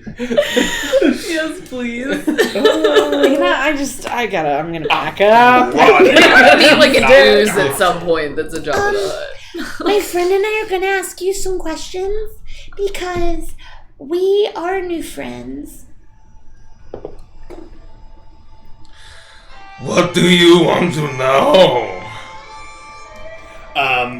Well, if you're our friend, I'd like to know who you work for. I live and die for the caravan. The coward that fled back to Neckbet should have been put to the sword. Do you mean Ickis? Because you're so right. He's the ickiest Ickis. No, I serve Ickis, who served with Zolga, a real leader. Oh, who went back to Neckbet? Because I hate that guy. All of the coward deserters. Oh, multiple guys I hate. I hate all of them as well. That's why we're friends. Hate is a powerful bonding agent. I know, so is illusion magic and charming. What? Right? So anyway... What happened to Zolga? Zolga died. How? Rich gets out his notebook and his Sherlock hat. She got felled by the zombies. I hate zombies! So that's what they told you. It is. That is what Ikis said. He loves Zolga. And Ikis is still being paid by Nziri. Of course, very well. And I am as good as dead. So you should kill me now. I have one friend, but now I die one friend. You have 2 friends. And I pull out a doll made nearly completely of Wendell's poop. And it looks just like Vandris. This is Pickledress, and I've been working on it for 3 whole days. Constitution saving throw. He got a 19, but the DC's a 20. And he loves you. It's like bits of hay sticking out of parts it shouldn't be. Completely fucking up, Chucks.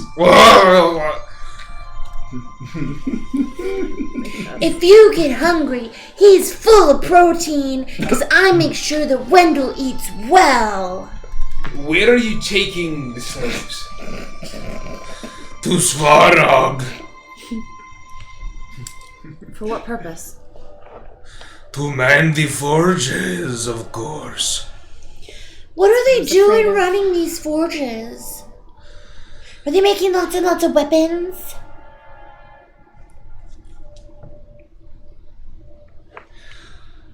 He looks at you and he peels back his scaled lips. I guess the dragonborn have lips, not really. His scale, his lizard business. His mouth. His liz biz.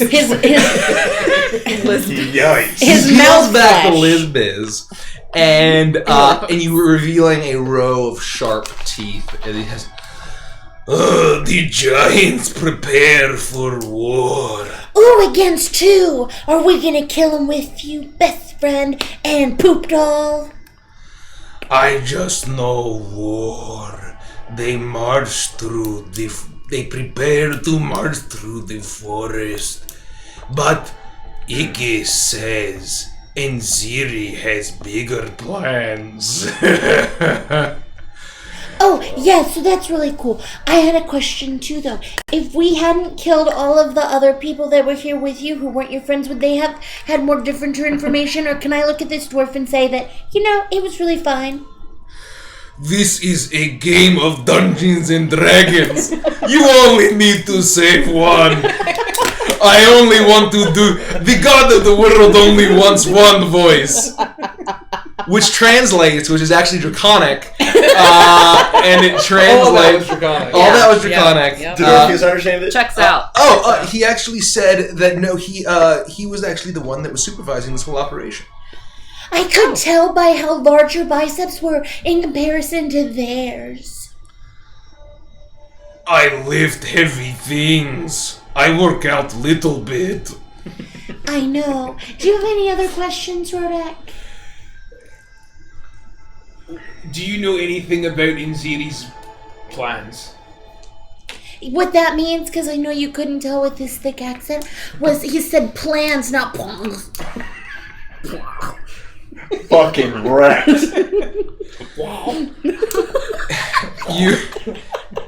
He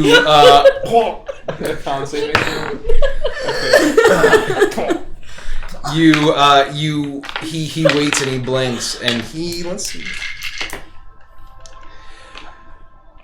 He said, what was your question? Just so I know 100%. Does he know anything about Nziri's plans? Nziri's plans. Plans. I do not know. Ikis did not tell me, but he mentioned Nziri is reaching out to home. Oh, did you know that Nziri is Nefrita? Of course. Did you know she has a sister that doesn't like her? I did not have that information. Oh, well, now you do. Not like it's gonna help you because she'll be dead before you can do anything with it. But I thought that it would be kind of cool for you to be like, oh, well, before I die, at least I got smarter. That gives solace. One smarter bit of information and 2 friends. Yeah, do you want to sniff the poop doll I made? Oh! No! Oh, do you want to Start to resist against Do you the want to charm. lick my chicken foot? I'm gonna hold up the poop doll and the chicken foot to him. See, he gets It's a 20. really salty. Another 19, he pukes. But the chicken foot's really salty. Make a persuasion check at advantage. He begins to resist against the charm. No, he doesn't. 19. I knew you would like it. Bundu Baba Wookie Solo. Fuck. I will bring up the chicken foot all the time if it means you have to do that to the fucking camera. Holy moly. Okay. All monsters are now immune to charm in Evantris. Did you have any more questions, Rhoda? No. Do you want to slit his throat? Don't listen, because you're my friend now. Just set him free. What do you mean? I just gave him Well, just information. kill I didn't him. want to. It's That's what I fine. just said. Those are Do you- different things, Rodak. Do you want to be setted free, or do you want to just die a really painful and gruesome death with a poop doll on your chest? This is not okay. None of this I is do okay. not. You may kill me. I am as good as dead.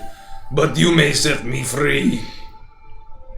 I'm getting a lot of conflicting options from I am everybody. conflicted individual.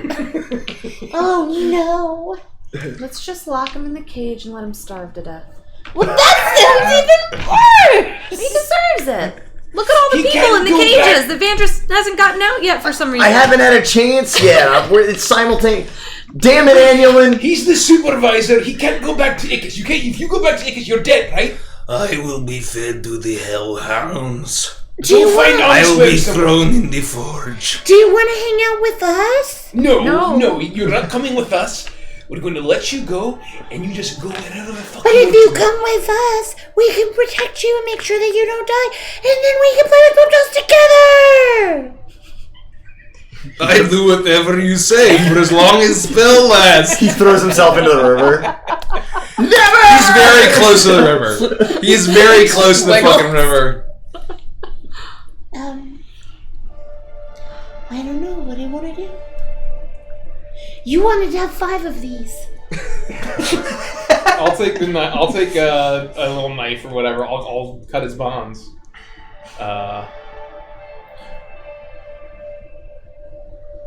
Okay. Go on, get out. Do I leave? Yeah, I mean, okay, but just know we didn't kill you, and if you go anywhere near Ickis' stuff, you're probably gonna die. I suggest you go the other way. Yeah, From where I think you should came. just run away. If you insist. And you see the Dragonborn now free from his bonds. He stands up and he looks at you with his like deep blood red eyes one more time, and he just turns and he just shuffles away, and soon he disappears. Does he walk like Into the Reptar? forest. Because that's what I'm picturing. Yeah, he reptar. He reptars away. He reptars away. I think it's really important to note There that are kids on the I'm ice. pretty sure we just sealed our fate there, Rodak, because I told him about what Anziri's sister, because I thought that you was gonna kill him, and Why would I kill him? What's he going to do? He's a lackey. He's a paid lackey. Yeah, but now, you know, I don't think that Ickis is gonna turn him away if he shows up, because I think he's gonna show up and be like, hey, you know that gnome, she told me that Anziri has a sister that hates her, and then Anziri's gonna be like, well, how did they find that I out? think it's Enziri. Oh, it doesn't really matter. And then Anziri's gonna be like, well, how did they find Enziri. that out? Huh? You say plan when you're talking about plans, so shut Right, up. but it's Enziri. I am gonna throw something at you. I'm trying to get this story out. So Anziri's then gonna say, how do they figure out about my sister? And then she's gonna check on the lamp and find out the lamp's gone, and that her sister's not there. And then she's gonna go, oh no, my sister's out and about doing things, and it's all gonna be because of us. And then she's gonna find her sister and trap her sister. And we're gonna save her sister. And we're gonna get another wish, and then we're gonna fuck that wish up because we didn't fuck the first one up, but we're gonna fuck this one up. And then it's all gonna be, shits and bobbles from here on out.